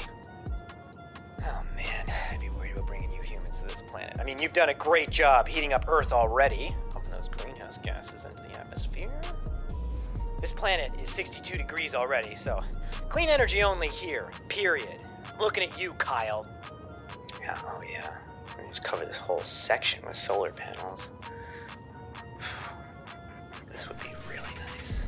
Put a little sofa over there. Well, scientists haven't been able to collect any data about Gliese 12b's atmosphere. We don't know how the planet would change with any additional gas emissions. Well, not a problem. Rico, give me an atmospheric reading. Stat. Calculating. Atmosphere composition is 52% carbon dioxide, 44% nitrogen, 3% miscellaneous gases. Yeah, alright. Well, all that CO2 explains the heat. If Gliese 12b had no atmosphere at all, it'd be around 42 degrees. And if we had any more CO2, we'd be getting up to Venus temperatures. That would not be pleasant. Scientists have only observed a rocky surface on Gliese 12b, but since it's in the habitable zone of a star, it could very well have water. Chase, mind doing some exploring? Yeah, I'll look for some water. I mean, I'm thirsty anyways. And another thing that's important to know before any of you guys move here is that this planet orbits the star every 12.8 days. Do you understand the severity of what that means? Yeah, a New Year's resolution every 13 days. My resolution last year was to sign up for the What If Explorers Club on Patreon. That was an easy one. Hey, that should be your resolution too. Gliese 12b has almost 4 times the Earth's mass. That means that even though it's the same size as Earth, its gravitational pull is much stronger. You know, it is a lot harder to... Still no signs of water. Rico, Rico, scan the surroundings for water. Scanning. Toot toot. Movement detected. What? Movement detected? You mean we're not alone out here? Oh, no. We don't know what this thing is. It could have big claws, big teeth, or worse, big feet. Oh, I hate feet. Oh,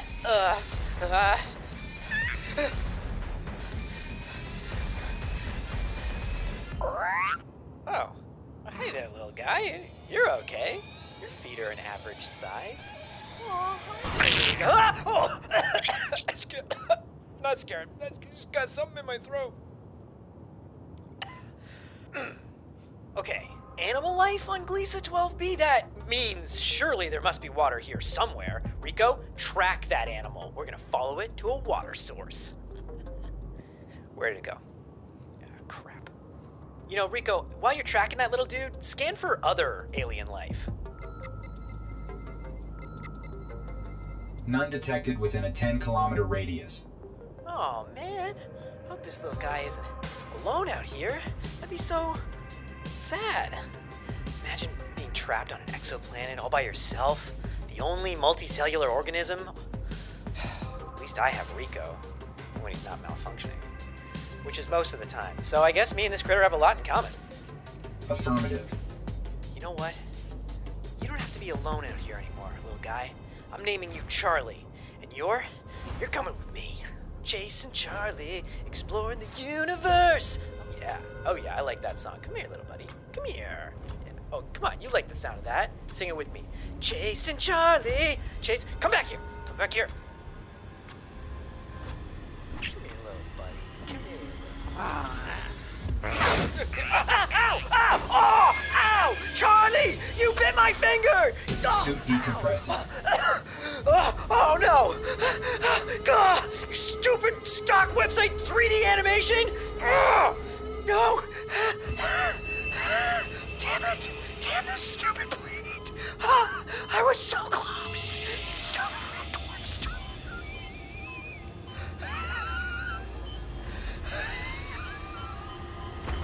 Suck it, Charlie.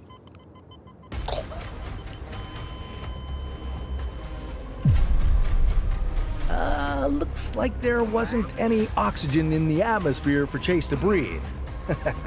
But don't worry, he goes on these adventures all the time, dies, and somehow he always comes back. You know, we could do something with little Charlie there on Gliese 12b. I don't know, like sell a Funko Pop of him. Or a Labubu, that's what everyone wants, right? Yeah, that'd be pretty popular around the holidays. You know, what is popular, though, is our authentic what-if space merchandise. Check out this hoodie. I'm not 100% sure, but there must be at least a few thousand exoplanets in this nebula. Not into amazingly cool hoodies? Well, we got it all. Shirts, hats, mugs, the what-if book. Why not browse a while for something tasteful that might suit you?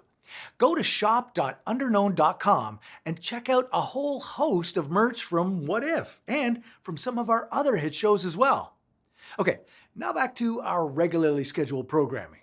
Coming up, we're going to swap the sun out with some other large and/or small objects in the universe, and we're going to mix up the order of the planets to see how that would kill you.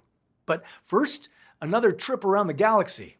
This time, I'm scouting out some of the more dangerous planets in the Milky Way, so I know exactly where to send Chase next. There are places in the universe where you could turn to ash, freeze to death, or be completely crushed by gravity. And you're about to visit them all. What conditions make some of these exoplanets so dangerous? What would happen if you set foot on them?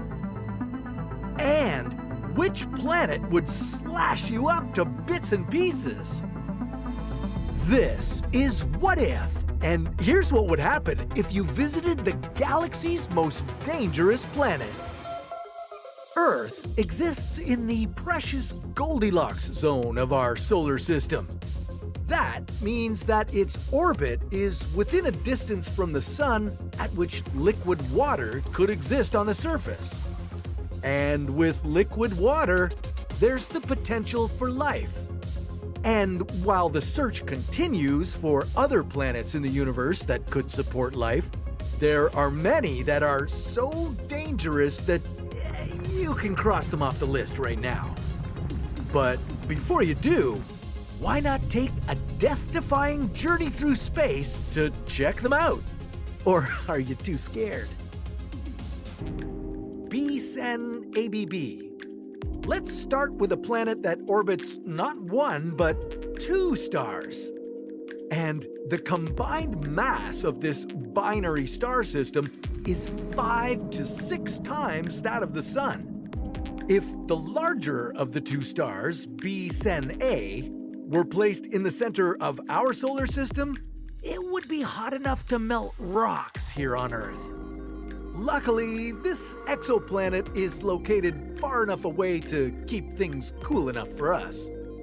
What makes this planet so dangerous for you is that it's gaseous, just like Jupiter.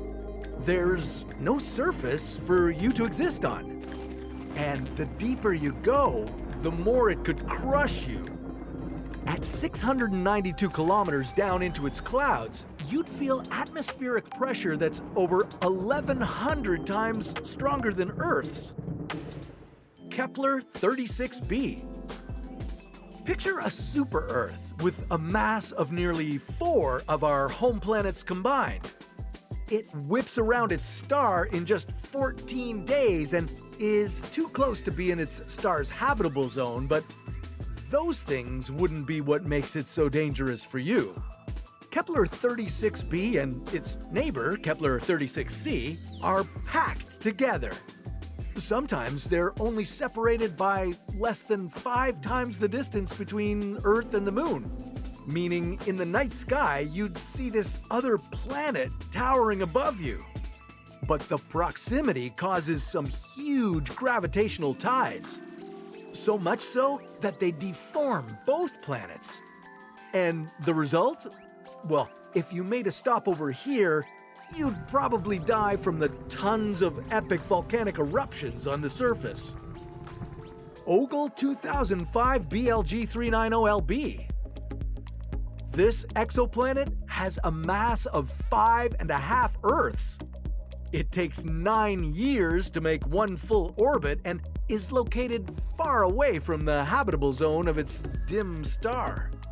That means that it has a lot in common with a planet a bit closer to home, Neptune.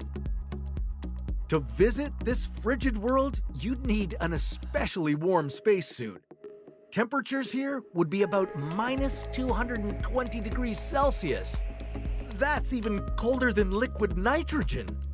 If you accidentally inhaled the atmosphere here, your lips would instantly suffer cold burns, and your cheeks and tongue would be dealing with severe frostbite. Keep it up, and you could destroy the lining of your mouth, throat, and airways to your lungs. K2-141b. Get ready to zip around a star every few hours because on this exoplanet, you'd make one full orbit in just 1/3 of an Earth day. That would be about every 7 hours. K2-141b is almost 140 times closer to its star than Earth is to the Sun, and the two are tidally locked together. That means that one side of the planet always faces its star. The hot side would have temperatures as high as 3,000 degrees Celsius. And besides burning you to death, this heat creates other dangers. An ocean of magma as deep as 100 kilometers, an atmosphere of vaporized rock, and supersonic winds with speeds up to 5,000 kilometers per hour. And on the colder side, temperatures would plummet to as low as minus 200 degrees Celsius. If you landed here, you'd be exposed to rocks raining down from the sky, and they'd hit you faster than bullets from a gun. Ogle TR56b. Speaking of the weather, this next exoplanet would be one of the most insane places you could ever think of stopping by. This gas giant has a mass nearly 1.5 times that of Jupiter, and yet it's located about 40 times closer to its star than Earth is to the Sun. You'd arrive to find it has an intense surface temperature of about 1,725 degrees Celsius. This is so hot that iron evaporates into clouds in the upper atmosphere. Check the forecast before leaving your ship, or you could just get caught in a hot, molten iron rainstorm that would burn you alive. Kelt 9b. If you thought that was hot, get ready to check out one of the hottest planets ever discovered.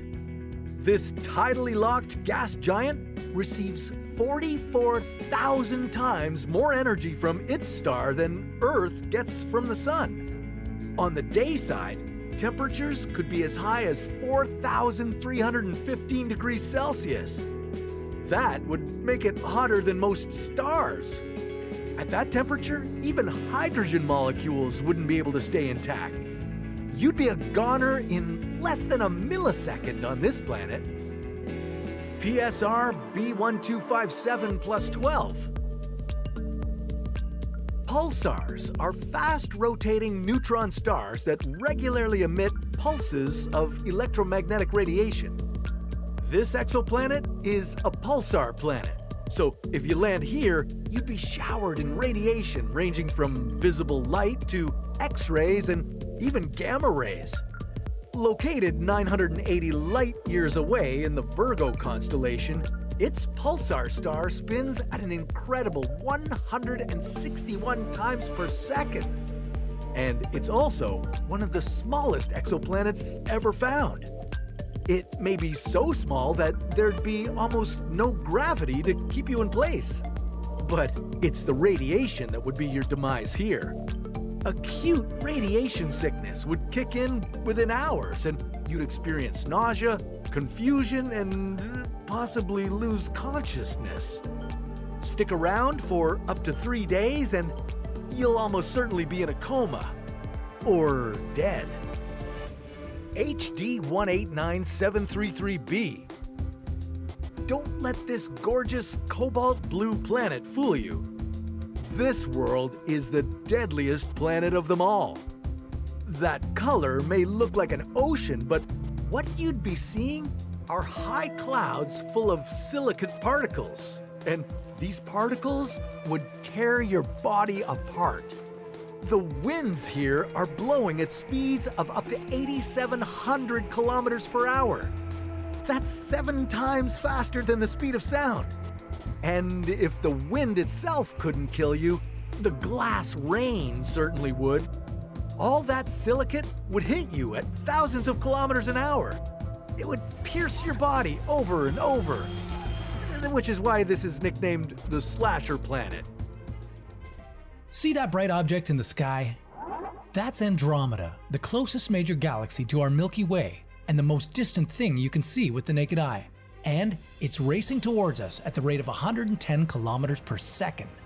Eventually, 4 billion years from now, Andromeda will merge with our Milky Way in a huge galactic collision. But what if these galaxies were to collide tomorrow? Would all the stars and planets suddenly plow into each other? Could our solar system survive this massive crash?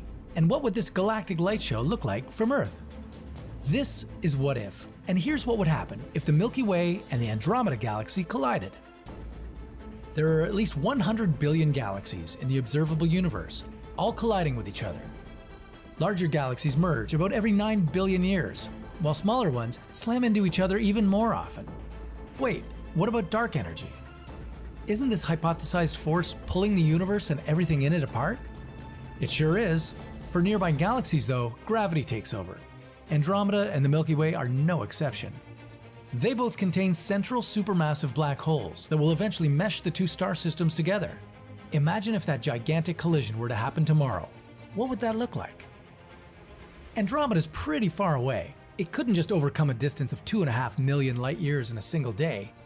Let's assume that somehow the supermassive black hole in the center of the Milky Way increased its gravitational pull on Andromeda's black hole, and the Big Crunch happened 4 billion years earlier than expected. What's next? First, there would be no Milky Way and no Andromeda. The two spiral galaxies would become a totally different type of galaxy, an elliptical one. You can call the new galaxy Milkomeda or Milkdromeda, whichever one you prefer. Once Andromeda invaded Milky Way's personal space, the Sun and our entire solar system would be forced to the outskirts of the newly formed galaxy, 26,000 light years further away. And that's the best case scenario. In the worst case one, we might end up in a galactic Siberia, 160,000 light years away from Milkomeda's center. What about all the stars in both galaxies? Would they collide with each other? Some of them would. But even though Milky Way counts around 250 billion stars, and Andromeda has over 1 trillion of them, all these stars are separated by light years of empty space. It's unlikely that many of them would merge. Instead, they'd just get scattered into different orbits. Ooh, I forgot to mention, we invited a third galaxy to this party.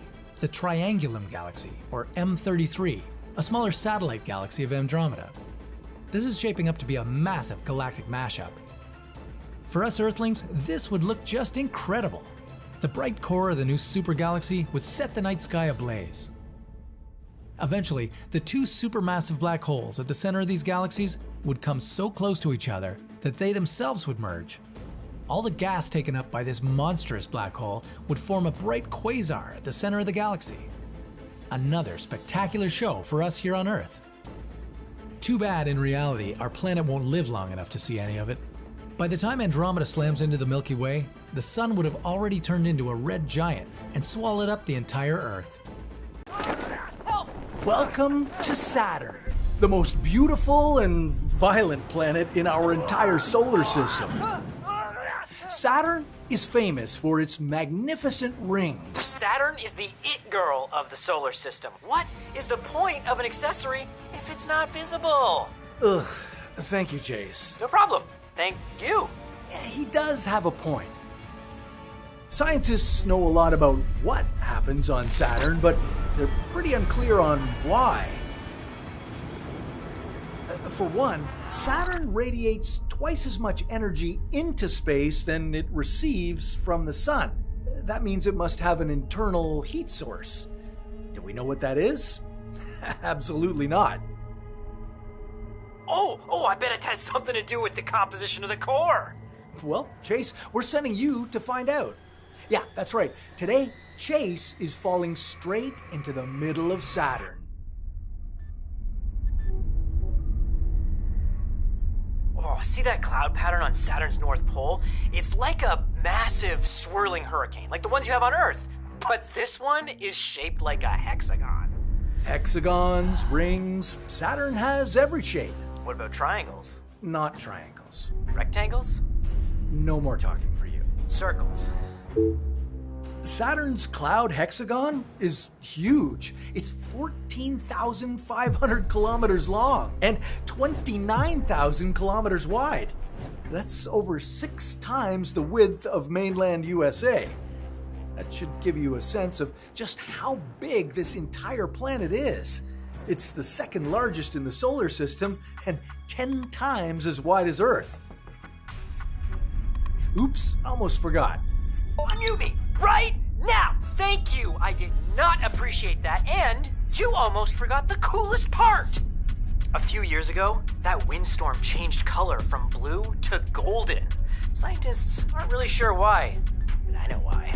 Remember that hit internet sensation about the black and blue dress? You mean the white and gold dress? Literally nobody sees white and gold. Anyways, that meme got to Saturn, and Saturn's PR people wanted in. Ugh, I shouldn't have unmuted you for that, but yeah, Saturn's northern winds are subject to pretty wild weather phenomena. Another big one, a violent storm that covers the entire planet. That's right, every 30 years, Saturn is taken over by the Great White Spot. The last one happened in 2010, so Chase should be safe to fly into Saturn. He'll have to come back in 2040 to see the Great White Spot. Rico, mark that in my calendar, please. Now, Saturn's most distinct feature is its huge rings. They're over 280,000 kilometers across, but only 1 kilometer thick. To the naked eye, they're practically two-dimensional. And I'm gonna fly right through them. Of course, I could fly around them, but come on, that's like going to Paris and not seeing the pyramids. You gotta do the touristy stuff. These rings are made up of millions of particles of ice, debris, even the remnants of dead planets. Pretty tough to navigate. You always doubt me, Peter. Well, in my defense, you do die pretty often. These rings are named in order of discovery, which makes the order pretty confusing. Chase will fly through E ring and then G, F, A, B, C, D. E ring is the furthest from Saturn, and its material is almost entirely provided by ice and water from Enceladus, a moon of this gas giant. Enceladus has a hidden ocean beneath its icy surface, and it's known for its geysers that shoot ice particles into space. These particles often get caught in Saturn's rings, making E ring appear brighter and bigger. And this moon is tiny. We're talking 7 times smaller than Earth's moon. But even small moons can have an enormous effect. See, Tiffany? Size doesn't matter! Whoa. That is beautiful. It's true. Saturn's F ring is particularly stunning. It's thin and narrow, but it's also wild and unpredictable. It doesn't look as smooth as the other rings of Saturn. That's because it's mostly made of icy particles, and these particles are being pulled by Saturn's 2 moons, Prometheus and Pandora. These moons keep the ring together, but they also mess with it, creating twists, clumps, and even braids in the ring. That was my favorite ring so far. Alright, next up, A. The A and B rings are the 2 brightest rings. They're separated by the Cassini division, which is the largest gap between any of Saturn's rings. The Cassini division is over 4,800 kilometers wide, and it's likely caused by Mimas, Saturn's smallest and closest moon. Mimas has a modest radius of 200 kilometers, and it doesn't even have a fully round shape. Some distinguished scholars say that it was the inspiration for the Death Star. No, you are saying that. Mimas was not the inspiration for the Death Star, as the first Star Wars, Episode 4, A New Hope, it came out 3 years before the Voyager spacecraft captured detailed images of Mimas. But even this little moon is enough to disturb the particles in Saturn's A ring and nudge them out of their orbit with its gravitational pull, creating something as vast as the Cassini division. But enjoy this gap while you can. Mimas has begun to drift away from Saturn, and without it affecting Saturn's rings, in some 40 million years, the Cassini division will close. You know, it's awesome that the balance of orbits and moons and gravitational pulls produces something as beautiful as Saturn's rings. It really makes me think about the way that we're all a web of interconnectivity, how even small things can have an unexpectedly huge impact in people's lives. Wow, Chase, that's really profound. It's like that time that Rico forgot to warn me about a crater on Pluto and I fell and broke my neck. One little f***ing robot, so much trouble. Anyways, I'm about to fly through C ring, and I gotta be mega careful because Titan, Saturn's biggest moon, creates these gravitational tsunamis.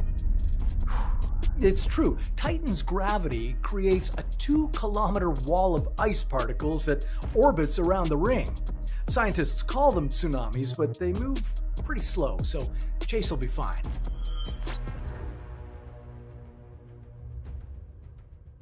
Alright, made it through C. Just one more ring to go, and then I'll begin my descent into the atmosphere. Check it out, I got this sick space balloon that'll help me descend into the atmosphere. Caught it for half off from the returns bin. Pretty sick. Now, the last time a spacecraft approached Saturn, well, it didn't end well for it. The Cassini spacecraft orbited this giant for over a decade. And finally, in 2017, scientists intentionally crashed it into the planet so that it wouldn't contaminate any potential habitable moons. They literally vaporized the entire ship. The debris might even be part of these rings now. Wow, that's really poetic, like bodies returning to the soil. Of course, none of that's going to happen with me. Me and my clearance balloon plan on surviving this one. I peg our chances at around 80%. Oh, is that a rip? Duct tape fixes that.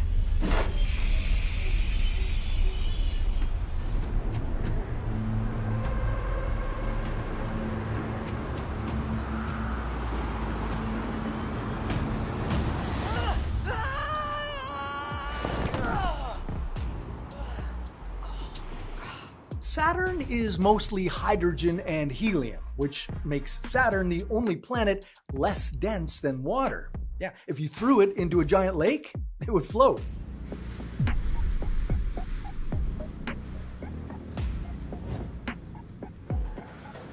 Rico, read the atmospheric composition. Calculating.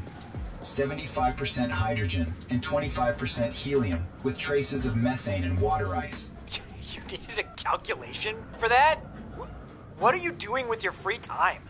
To get all the way to the center of Saturn, you'd have to first go through the thick gaseous atmosphere, and then through a layer of liquid hydrogen, then through metallic hydrogen, and finally reach the incredibly rocky core. Now, you'd be passing through Saturn's troposphere, and it's freezing. The temperature here is about minus 175 degrees Celsius. Yeah, I'm feeling the chills. Okay, let's go.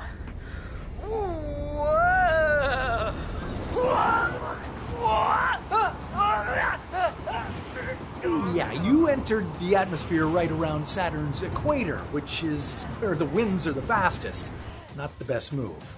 The gas planet rotates on its axis once every 10 hours and 33 minutes, which is incredibly fast for such a large planet. This speed means that Saturn actually bulges a little around its equator, like me, and concentrates jet streams in that area. Add so much heat rising from Saturn's interior, and you get high energy winds that reach up to 1,800 kilometers per hour. That's 4 times as fast as the fastest hurricane winds on Earth. You do not want to get caught in anything like that. Rico, slow me down! Calculating. Calculating? What are you calculating? Slow down initiated. Oh, I'm gonna be sick. Oh god. Rico, next time we're about to enter a tormenting wind place, just slow us down to begin with. Manual override needed to activate wind countering. Ugh, you're about as helpful as usual. Oh god, what is that smell? You're currently in Saturn's top cloud layer, 100 kilometers below the top of Saturn's troposphere. The clouds here are almost entirely ammonia and ammonia ice, which have a notoriously bad, pungent smell. And the temperature here is about minus 250 degrees Celsius. All this ammonia in Saturn's cloud tops is what gives Saturn its yellow hue. You know, other than the horrible smell, the freezing temperature, and Rico's inability to use a calculator, this place isn't that bad. We moved away from the equator, so the wind's a little slower. The pressure is, Rico, give me a pressure reading. 400 millibars. That's like 40% of Earth's pressure. Honestly, I'm chilling. After the stinky ammonia clouds comes the second cloud deck, made of ammonium hydrosulfide clouds. Rico, another pressure read. 1.7 bars. Oh, okay. That's not that bad. That's like just a little bit more than Earth. All right, let's keep going down.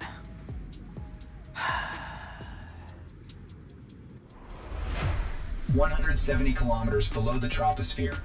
Temperature reading, minus 70 degrees Celsius. Oh god, it smells even worse here. Oh god, what is going on? Ammonia hydrosulfide detected. Oh great, great. My 2 favorite scent combos, together at last. Urine and fart. Chef's kiss. At this depth, the pressure is about 5 bars. That's like scuba diving in a depth of about 35 meters. Not pleasant, but it's not unimaginably painful either. Oh, my sinuses are starting to burn. If I just don't use my nose, I can get through this. As the pressure and temperature steadily increase deeper into Saturn's atmosphere, more complex compounds form. The upper layers of Saturn only have ammonia ice, but as you go deeper, you'd be surrounded by ammonium hydrosulfide. Sadly for Chase, complex compounds don't always mean better smelling ones. Yeah, I'm still waiting for Chanel number 5 to make a planet, but it's getting a little warmer in here, so soon it'll feel like a tropical vacation. You are 220 kilometers below the troposphere. Temperature reading, 0 degrees Celsius. Pressure reading, 10 bars. This is Saturn's thickest cloud layer. It spans 10 kilometers and is mostly made of water ice and some ammonium droplets. What's happening? High pressures causing balloon deflation. Okay, so I guess when I came up with this balloon idea, I was thinking about descending into the planet. And I forgot to think about ascending on the way back out. Yikes.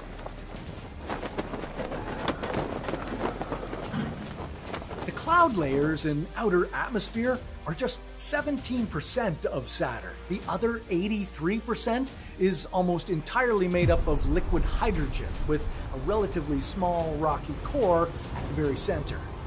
This deep into Saturn's atmosphere, the pressure is extremely high, and it's constantly increasing.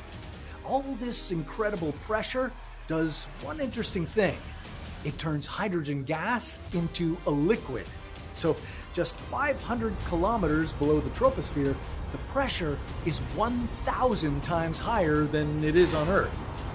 This is really unpleasant. It's hot and it hurts. It's hot, it's so hot, and it's a liquid, not a gas. It's hot and it's counterintuitive too. That's just the power of 1,000 bars of pressure. Rico, what is it, temperature?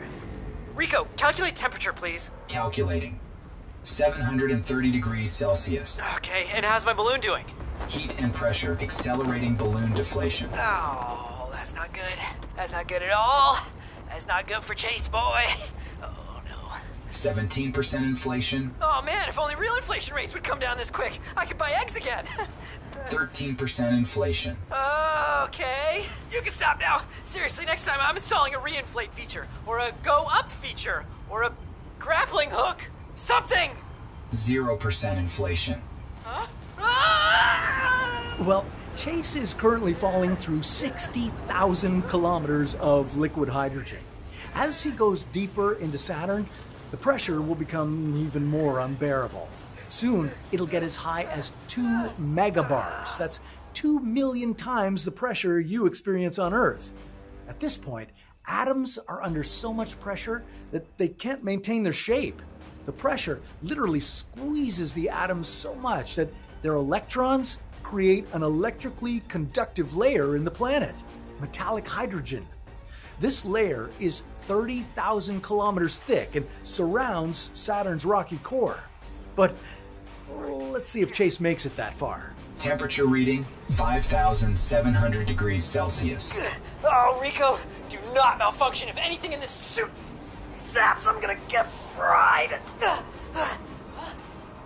Oh, Rico, we found it. Oh, man. God. Okay, let's just read the composition and then get out of here, okay? The first people to see Saturn's core. This is awesome. Oh, Rico, come on, help! Rico, just get the retract. Oh, that wasn't so bad. That was just.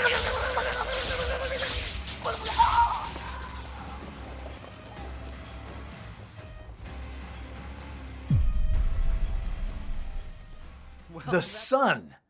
It's massive. Well, you probably already know that, but how massive? Well, in terms of mass, on a balanced scale, you'd have one sun on one side and 330,000 Earths on the other side. That should just about balance it out. But if we're talking size, volume of the object, well, picture this. The sun is a giant yellow ball in the sky. And if it were hollow and we could tear a little rip in the side, big enough to squeeze the Earth through, and then another and another, we could stuff about 1.3 million Earths inside the sun. Yeah, stop though. 1.3 million.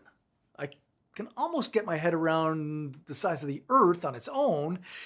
Not really, but kinda. But try to imagine 1.3 million Earths. No, I can't, and you can't either. Now, that stat is pretty mind-blowing, but the one that actually blows my mind is 149 million. Yeah, 149 million is the amount of kilometers away that the sun is from Earth, or roughly 93 million miles. This thing is it is a giant ball of fire that is 149 million kilometers away from us. And the glow from it at that distance can burn my skin in under 30 minutes. That's nuts. And it's not safe. We should look into swapping this thing out with something safer. Any ideas? Well, take a look at this. If our sun suddenly turned into a magnetar, we'd all be cooked, and pretty quickly. Magnetars pack about 1.5 times the mass of our sun into an incredibly small space. They're tiny and super dense remnants of ancient stars that have gone supernova, and they have an unimaginably powerful magnetic field. Yeah, this little star would kill everything on Earth, including you. In this video, we'll show you how life would change or end if we replaced our star with some of the most extreme objects in the universe. Some of these, surprisingly, could be better for us than the sun. But before we get into it, we want to hear what object you would want to replace the sun with. Why not tell us your pick in the comments below? Okay, now let's test them all out, starting with a red giant. Oh my God! Oh dear! Are you filming? Yes, I'm filming! The bad news is that the sun really will swell up into this kind of red and hot exploding star, and it would swallow Mercury, Venus, and even Earth. The good news is that it'll take 5 billion years to get there, give or take. You see, our sun is what scientists call a G-type yellow dwarf. It's a main sequence star. It runs on fusing hydrogen into helium. But its clock is ticking. The sun formed 4.6 billion years ago. A star like this only has a lifespan of 10 billion years. Only. And when it dies, it goes out with a boom. A red giant kind of boom. But we're not going to be around in 5 billion years to witness the death of the sun. So how about we speed things up and replace our star with the red giant now?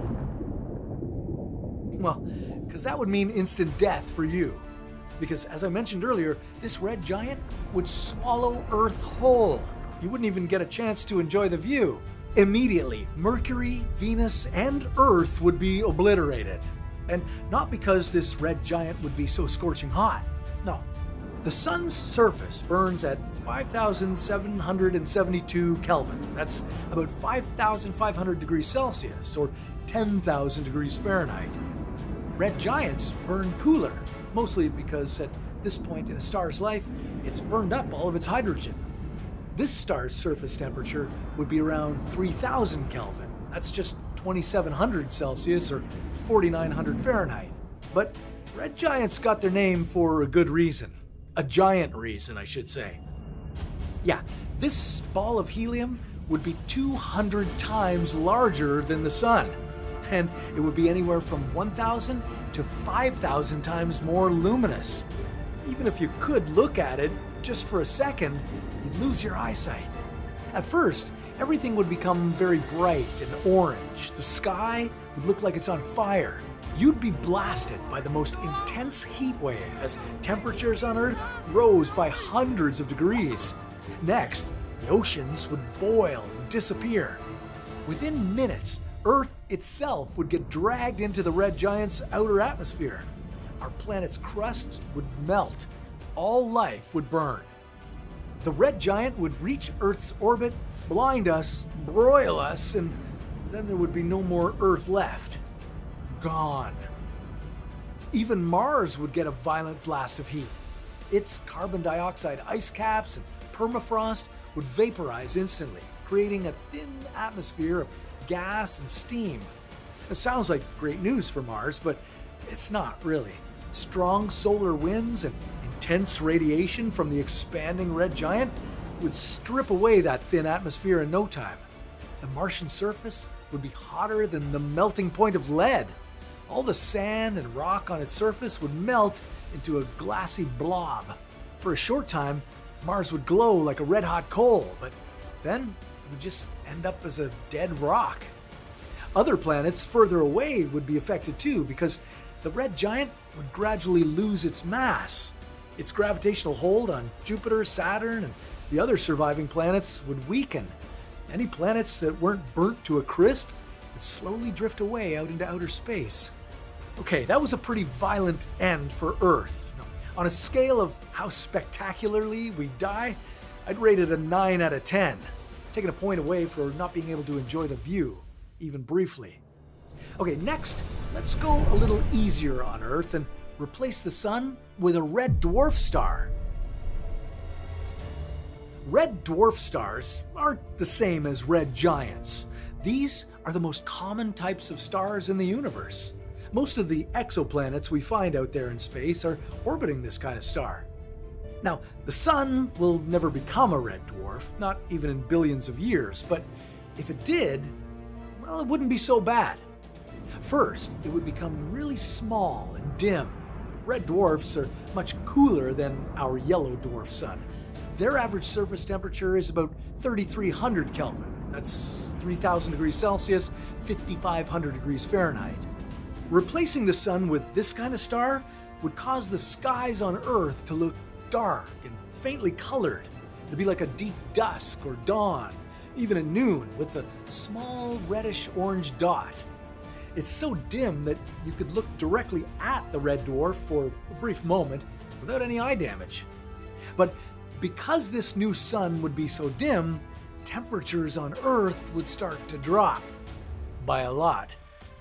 Within 1 week, the global surface temperature would fall below minus 18 degrees Celsius. That's 0 Fahrenheit. Within a year, Earth would be about minus 73 degrees Celsius, minus 100 Fahrenheit. The effect of this cooling would take time, but eventually, everything would freeze. The only place left that would still have liquid water would be deep under the oceans. At first, you'd see intense storms and heavy snowfalls, but eventually, the water cycle would stop.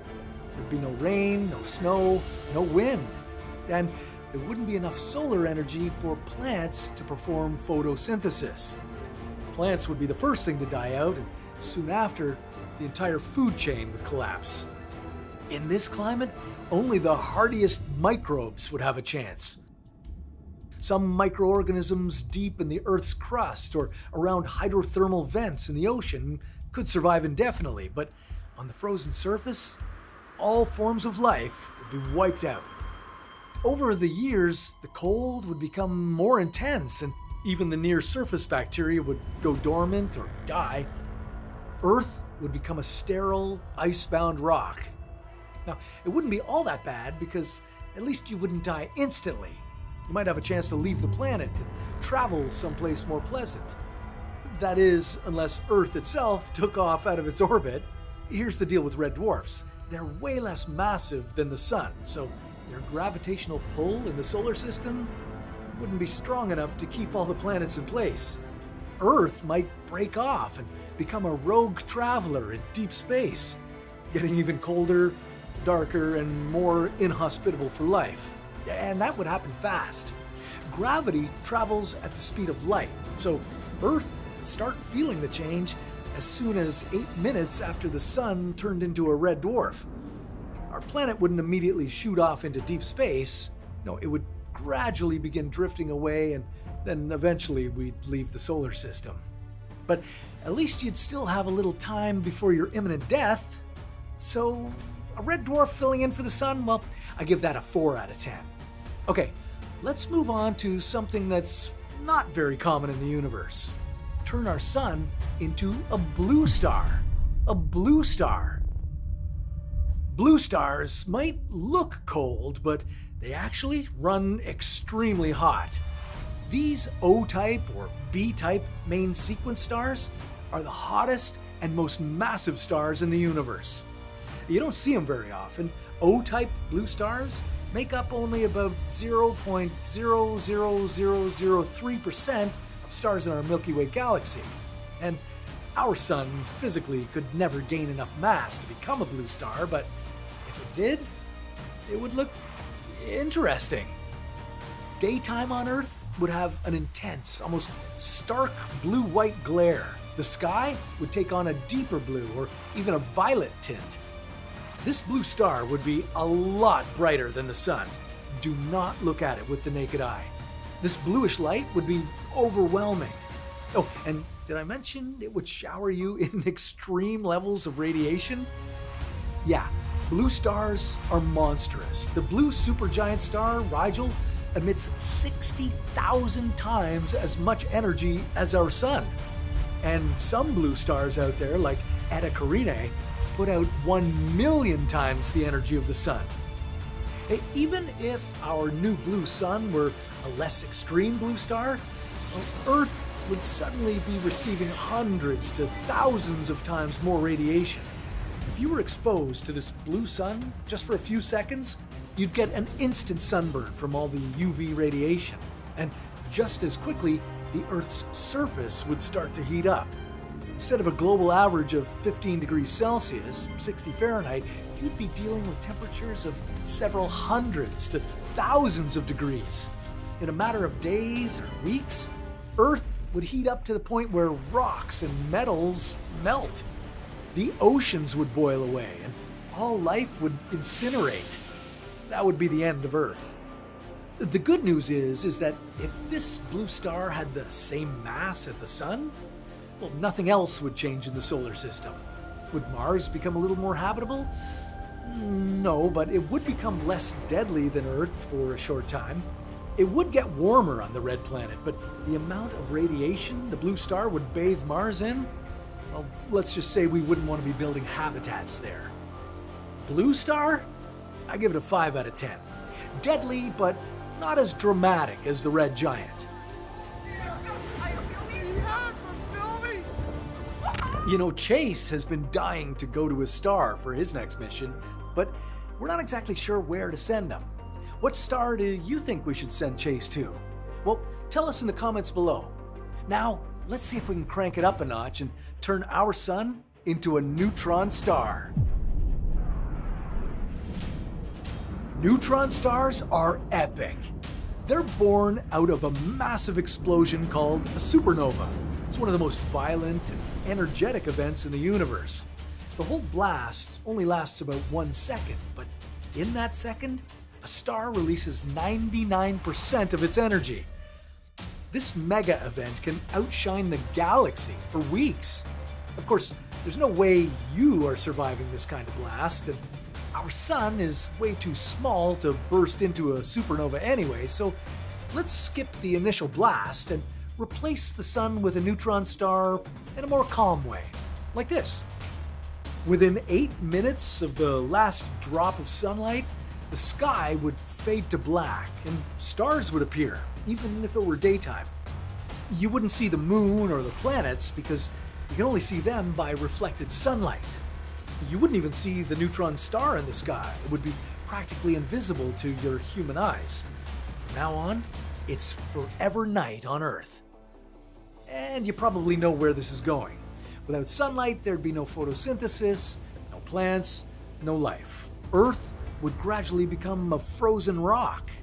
But it would be bathed in a different kind of solar energy. Neutron stars are unimaginably energetic, especially if they're pulsars. If this neutron star had a spinning core, that would make its magnetic field stronger. it would become a rotating, magnetized neutron star, or a pulsar. And now you'd be dealing with periodic blasts of intense, high-energy radiation. From Earth, these bursts would appear as an aurora-like glowing in the sky. With time, the effects of this radiation would become more intense and cause electronic disruptions, skin burns, and radiation sickness. Life on the surface would be wiped out from two sides, freezing from a lack of solar heating and being irradiated by the neutron star's high energy. Earth would freeze and fry at the same time. But once you zoom out a bit, things would be business as usual. The neutron star would have about the same mass as the Sun, so it wouldn't disrupt the solar system's delicate orbital order. Neutron stars, way too radioactive. They sound epic. I wouldn't want to live close to one, so I'm going to give it 7 out of 10 on the destruction scale. Okay, next up, let's replace the Sun with a magnetar. Magnetars are extreme, maybe more extreme than neutron stars. Well, technically, magnetars are neutron stars, just with a little sprinkle of magnetism. And just like neutron stars, magnetars are small, about 20 kilometers or 12 miles across. But their magnetic fields are trillions of times stronger than Earth's. Then here's a bummer. If you expect this kind of view, well, don't, because if the Sun suddenly turned into a magnetar, you wouldn't see anything in the sky. That's because magnetars emit most of their energy in X-rays and gamma rays, not in any visible light you can see. Once again, just like with Jimmy Neutron Star, it would be all night and no moon. And here's another interesting thing about magnetars. These things are burning hot. I mean, all these stars are, but a magnetar's surface temperature is millions of degrees. But on Earth, you wouldn't get all that much heat from one. Again, they radiate their energy as X-rays and gamma rays, not as visible or infrared light that would warm Earth's surface. Plus, a magnetar's surface area is really tiny, so just like in the case of a neutron star, Earth would be blasted by deadly radiation, and it would freeze because of a lack of warming light. But unlike the neutron star, a magnetar would instantly fry our satellites and power grids. Its radiation is way deadlier, and it would also completely disrupt the Earth's magnetic field. A magnetar's intense magnetic field and gamma ray flares would violently compress the Earth's magnetosphere. And you want the Earth to have a stable magnetosphere because that's what holds the atmosphere in place and protects you and me from space radiation. Not only would Earth become technologically blind and deaf, it would also be showered in so much radiation you might turn into the Hulk. Yeah, brother. Ooh. No, not that one. The one who turns green. Yeah, well, that really only works in the Marvel universe. But hey, at least you'd get the view. There'd be incredible auroras in the sky. I was really looking forward to a magnetar. Epic! That's an 8 out of 10. Next up, the scariest and hungriest object in the universe. The black hole. Yeah, remember how I said that some of these extreme objects might be better for Earth than the Sun? Well, scratch that. Nothing is better than the Sun. And a black hole is definitely much worse. To be a little more gentle to our planet, well, let's say that this new black hole in the center of our solar system had the exact same mass as the Sun. Because a supermassive black hole, yeah, that one would just suck you in and not spit you out. But a nice sun-massed black hole wouldn't even disrupt the Earth's orbit. This epic view from Earth. Wait, that's not right. If our sun was turned into a black hole, you wouldn't see a fiery disk in the sky anymore. There'd just be, well, just nothing. That's because a black hole with the same mass as our sun would only be about 6 kilometers, 3.5 miles wide. Bummer, I know. But grab a telescope, you'll see that the space where the sun used to be isn't completely empty. You see, black holes bend light around them, and without the sun's blinding glare, you'd start noticing the stars in the background being smeared into arcs. This effect is called gravitational lensing, and it's really the only way you could see the black hole at all. If some distant star lined up just behind the black hole, you'd see something called an Einstein ring, a perfect circle of starlight wrapped around a pitch black shadow. But like I say, you'd need a telescope to see it. Now, as far as life on Earth goes, well, you and everyone around you would soon freeze to death. Maybe not immediately or overnight, because Earth would still have some internal heat. But after a few years, almost everything at or near the surface will be frozen solid. After millions of years, Earth's equilibrium temperature would get as cold as minus 240 degrees Celsius. That's around 35 Kelvin or minus 400 degrees Fahrenheit. And that's a complete freeze-over. Nothing would survive here. But on the bright side, at least you didn't get sucked into a black hole, so that's a 6 out of 10 for me. Yeah, all right, let's shake things up a bit. Our solar system has been around for billions of years and is starting to get a little boring. So what if we shook up the positions of our planets? What if Jupiter was right next to the Sun? Or what if Earth switched places with Mars? Today, we're rearranging the planets in our solar system from largest to smallest, and then flipping them back to go smallest to largest. But how would this affect Earth? And would we have a new planet to call home? This is What If, and here's what would happen if the planets changed positions.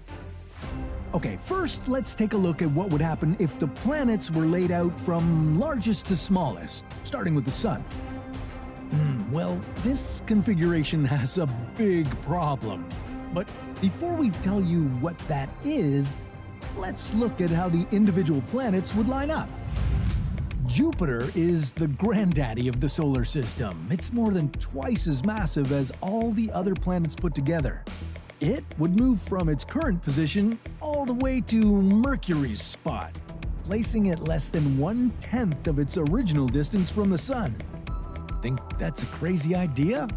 Well, astronomers studying exoplanets tell us that this is not so unusual. Other large gaseous planets orbiting very close to their stars have actually been named hot Jupiters. Now, sitting in Mercury's orbit, Jupiter's orbit around the Sun, a trip that normally takes 12 years, would now take just 90 days. And the average temperature would rise to around 167 degrees Celsius, making Jupiter's gaseous atmosphere heat and swell. And what would happen to Jupiter's moons? Well, the icy layers of the moons Ganymede, Callisto, and Europa might start to sublimate, forming water vapor, revealing the oceans beneath. But that wouldn't last long. Given the intense heat of the Sun, the water would evaporate. Now, if there's any life in Europa's ocean, it might welcome the warm thaw, only to quickly realize things are a bit too hot to handle. Okay, in second position behind Jupiter would be the gas giant Saturn, taking the place of Venus.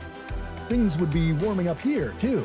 The average temperature of Saturn would climb from minus 140 degrees Celsius to 55 degrees Celsius. And in its new position, Saturn would look a lot different. Now, bombarded by the intense heat and radiation from the Sun, the planet's rings would disappear. The rocks found in the rings might survive, but the ice particles would melt and the dust would get blown away by solar winds. But who knows? The magnetic fields of Saturn and the Sun might interact and form brand new patterns. Okay, now we get to the best seat in the house, the Goldilocks zone. Yeah, unfortunately, Earth no longer gets this spot. We'll check in on our new home in the solar system in a bit, but for now, the habitable zone is occupied by our third largest planet, Uranus. Now, normally, it takes Uranus 84 years to revolve around the Sun, but here, that shrinks to just a single Earth year. And instead of it being a cold, barren planet, it would now be basking in the Sun's rays. So, would this transform the ice giant into a habitable planet? Well, for habitability, you need three things: liquid water, carbon-based molecules, and an energy source. Well, with more heat from the sun, water ice in Uranus's atmosphere could become liquid water, so we can check that off the list. Now, what about carbon-based molecules? Well, luckily they exist in Uranus's icy atmosphere of methane and ammonia. Check. And in its new spot closer to the sun, there'd be way more energy available. So, yeah, looks like we got everything we need. But not so fast. Remember, Uranus has super high atmospheric pressure and also lacks a surface.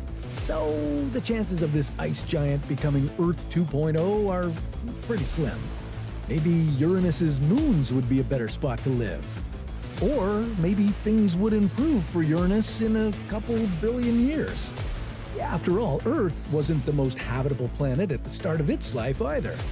Yeah, but there's no time for that. We've got more planets to check out. All right, in the number 4 spot, we've got Neptune, filling in for where Mars would normally be. Moving this ice giant so much closer to the sun would start warming it up considerably from its current minus 200 degrees Celsius. It would also go from having an orbit of 165 Earth years to being able to zip around the sun in just under 2. But Neptune is known for having violent storms, and due to the increased heat and energy it would get from being this close to the sun, its storms might get even worse. Okay, I bet you're wondering about that big problem I was talking about earlier. Well, this new planet order would be seriously destabilizing. We've got 4 big planets now crammed into orbits that are very close. As these large planets swing around the sun, they'd exert huge gravitational pull on each other. This could tear the system out of whack, destroying our entire solar system. And even if that doesn't happen, something terrifying would happen to us in this newly redecorated solar system. In this new order, Earth would be the 5th planet from the sun, sandwiched between Neptune and Venus. Now, if Earth were to orbit too close to Neptune, we could become the planet's 15th moon. Oops. But really, that might be our best case scenario. Being so much further away from the sun, we'd now be getting less energy. Our surface water would freeze. All life on the planet would die out, including you. The only things that might stand a chance are a few creatures living inside deep-sea hydrothermal vents being heated by the Earth's core. Anyone want to be a snailfish? Okay, after Earth would come Venus, then Mars, then Mercury. This far away from the sun, temperatures would plummet on all 3 planets. Venus's sulfuric clouds would condense, forming acid rain, sulfuric acid ice, and carbon dioxide ice. Not the kind of ice you want in your whiskey. Mars and Mercury, with little to no atmospheres, would become cold ice boxes orbiting the sun. Yeah, none of this sounds great. I think I like the current order of the planets that we have now. But what if we tried this in reverse?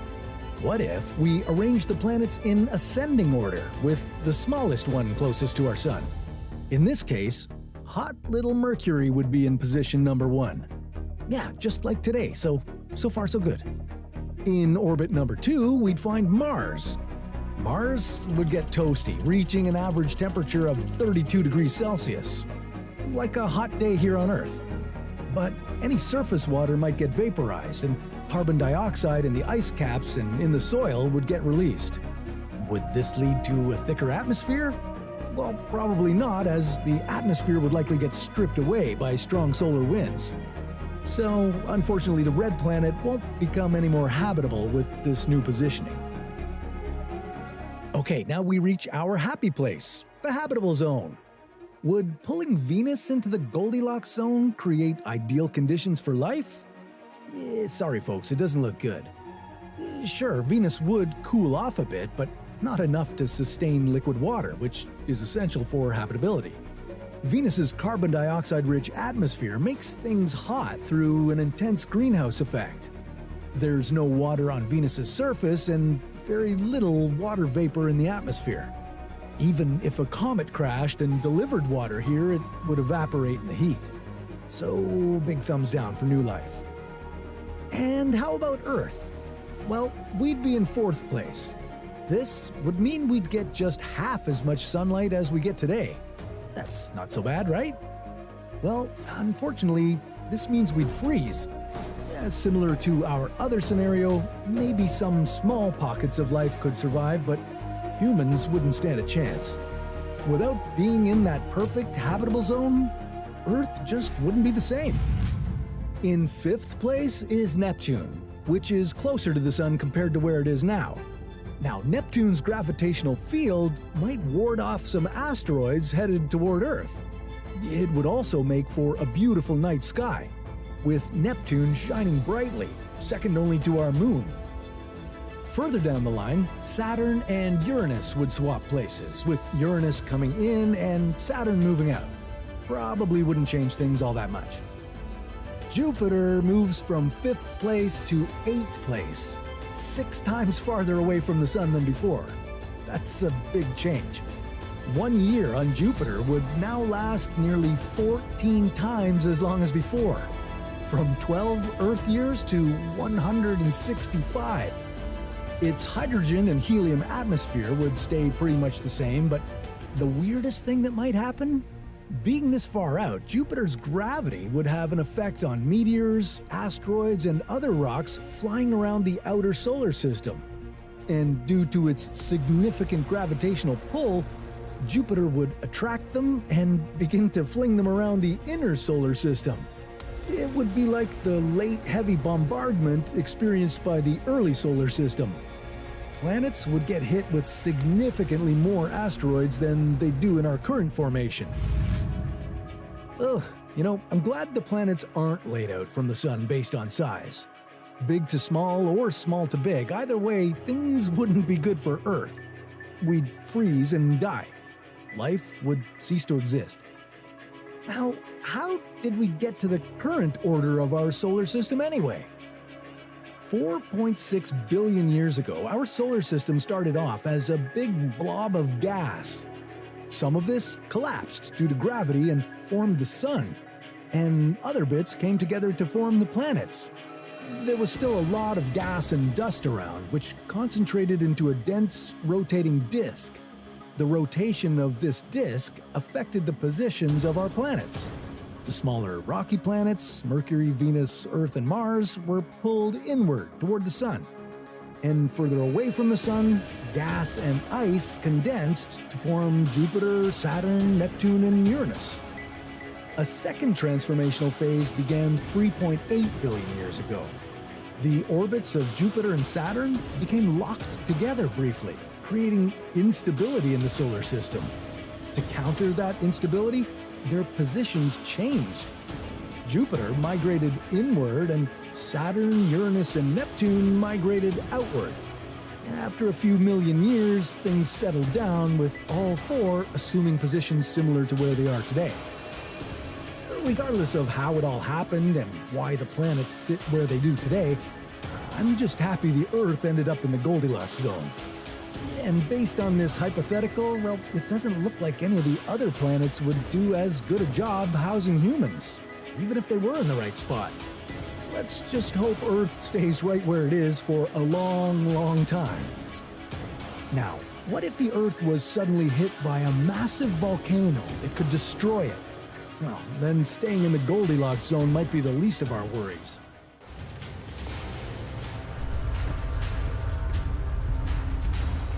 Scientists might have discovered life outside the solar system. Welcome to planet K218b. This exoplanet is 124 light years away from us, and it has the most promising evidence for life we've ever found. Hey Chaseheads, it's your boy Chase here on a mission to find the most precious thing in the universe. Aliens. Finally, I'll have someone to talk to around here other than Rico. Correction. You have not initiated a meaningful conversation in 172 days, 3 hours, and 9 minutes. Statistical degradation of your social skills is within the expected parameters. Okay. Ow. Rude.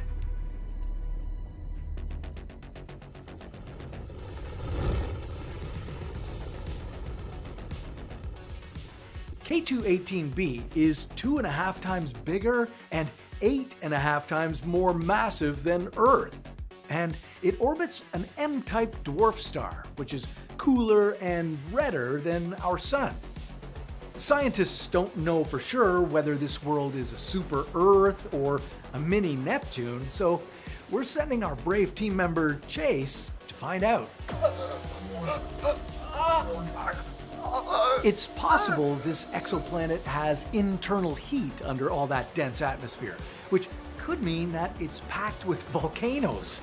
It could even be covered with a massive ocean. 124 light years is pretty far, and of course we don't have the technology to get there yet, but we do know something intriguing about this big alien rock. Scientists have found that K2-18b has dimethyl sulfide and dimethyl disulfide in its atmosphere. And that means it could be teeming with life. And if we can find life here, that would mean that alien life could exist on other planets too. Yeah, but humans would likely never find any of it. I mean, exoplanets are like super far away. You'd die of old age long before you ever saw anything cool in space. He's not wrong. The fastest human-made spacecraft we've ever created is the Parker Solar Probe. This little craft was designed to fly close to the sun, and when it did, it reached a speed of 692,000 kilometers per hour. If you could travel that fast, it would still take you 193,399 years to reach this alien destination. Give or take a month, and depending on traffic. So the science is pretty clear that K2-18b is gonna be pretty amazing. Volcanoes, alien life, beaches, it's gonna be pretty cool. The science is getting clearer, but we're still just making intelligent guesses of what K2-18b could be like. Guessing, amazing. To explore these planets from such a long distance, we use devices like the James Webb Space Telescope. Space telescopes are a lot more accurate since they don't have to look through the smudged lens of Earth's atmosphere. The James Webb Space Telescope sits about 1.5 million kilometers from Earth, and from there, it has a clear view out into the universe.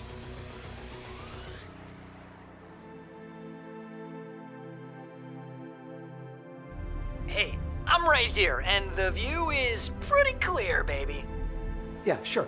Okay, even though these alien worlds we keep discovering are far away, we still have a way of learning a little bit about them. Like, how do we know there's dimethyl sulfide in K2-18b's atmosphere? 2 words: transmission spectroscopy. Here's how it works. When a planet like K2-18b passes between Earth and its own star, it blocks some of its star's light. Then, astronomers use powerful telescopes like James Webb to observe the starlight that has passed through the thin layer around the edge of the planet. It helps that different gases in the atmosphere absorb specific wavelengths of light, because scientists can measure exactly which colors get absorbed, and from there, they can identify which gases are present in a planet's atmosphere, even though it's incredibly far away. We can even tell how much of a particular gas there is, the atmospheric density, and the temperature of the atmosphere. Guys, I'm here about to dive into this beautiful planet, K2080 whatever, and be the first astronaut ever to encounter real alien life. I'm also planning a vacation because, firstly, I deserve it, and B, treat yourself, and 4, this planet is the perfect spot. And I mean perfect, because it's like Hawaii, but with aliens. Stay tuned for more. Okay, so how do I dress for this planet? I am hoping for cargo shorts weather. But, Well, you're in luck because as far as astronomers can tell, K2-18b is pretty balmy. Its surface temperature is close to Earth's average temperature. It's warmer in some areas and cooler in others. This might just be the perfect destination that we've been searching for. Okay, I'm signing up for warmer areas, and I'm gonna go with pants. Now, what kind of pants does somebody wear to meet aliens for the first time? Something formal. Yeah, cargo pants. Unable to locate cargo pants. Well, pants or not, this is gonna be sick. Aliens, finally something exciting. Oh man, I see the planet, I land on the planet. Rico, do the thing. Initiate landing sequence. I wouldn't recommend that. You see, K2-18b isn't the only planet in the neighborhood. It shares its red M-type star with a much bigger sister planet, K2-18c. That's the one you're looking at right now. K2-18c is 7.5 times the size of Earth, but bigger doesn't always mean better. At that size, it's closer to Neptune with one of those unwelcoming hydrogen and helium atmospheres. K2-18c is unlikely to host any known life forms. Initiate those stabilizers! It'll... Yeah, I died on Neptune pretty grossly, so yeah, it's gonna be a hard pass for me on the C planet. Today, I'm taking a me day on K2280... whatever. The B planet! Okay, so little update here. Turns out I was at the wrong planet. Whoopsies. Almost landed on a mini Neptune, and I don't want to go to Neptune anymore. Yuck. So yeah, that was a close one.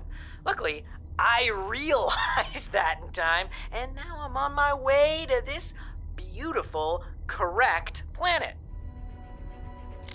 K2-18b is 2.5 times the size of Earth, which makes it a super-Earth. Super-Earths are planets at least 1.5 times larger than our blue rock. Some of these lower-density super-Earths could have atmospheres made up largely of hydrogen and helium. You might sound funny on them, but they're not good for life. But super-Earths with a higher density, exactly like K2-18b over here, could be rocky worlds with shallow oceans. Just the paradise this guy needs. Rico, initiate landing sequence, preferably someplace poolside.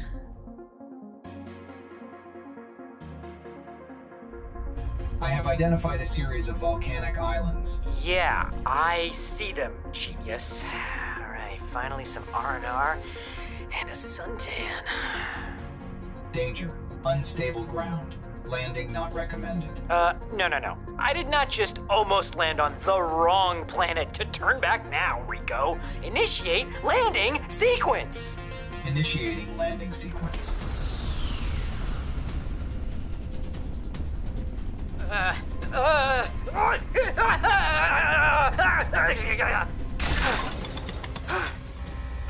Rico, we have an autopilot for a reason. Next time, just use that.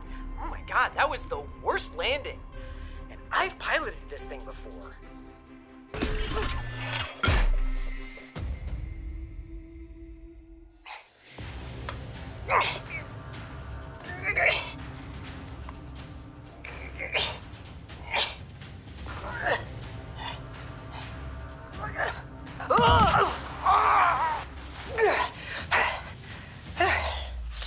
Rico, give me a temperature reading. It feels nice.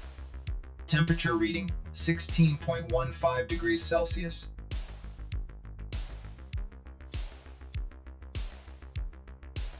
Okay, now do a better job analyzing the atmosphere than you did landing. Okay, Rico? Analyzing. Detecting nitrogen, methane, carbon dioxide, with traces of dimethyl sulfide. And oxygen? No oxygen detected. Keep the spacesuit on. Wow, it's gonna be real hard getting a suntan with a spacesuit on, but whatever. Senior Buzzkill. I guess I'll leave it on for safety. Even if there was oxygen, the surface pressure here is 3 times higher than on Earth.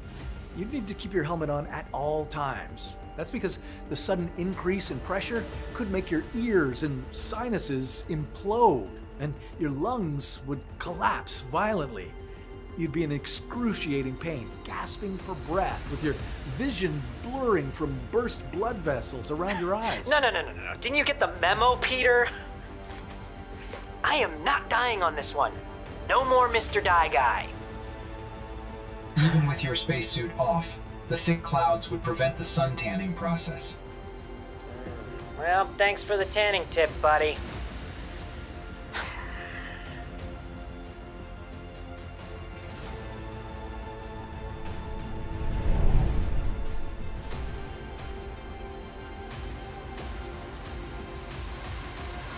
So this has been nice. Not too cold, not too hot. Rico didn't let me suntan earlier, which is a bummer, so I will remain the pale space adventurer that you all know and love. One day I will find my Ryza, that planet for the perfect vacation. But today is not that day. Still, good news is that I am looking for aliens, and there is a good chance that I'll find some, so keep watching, friends.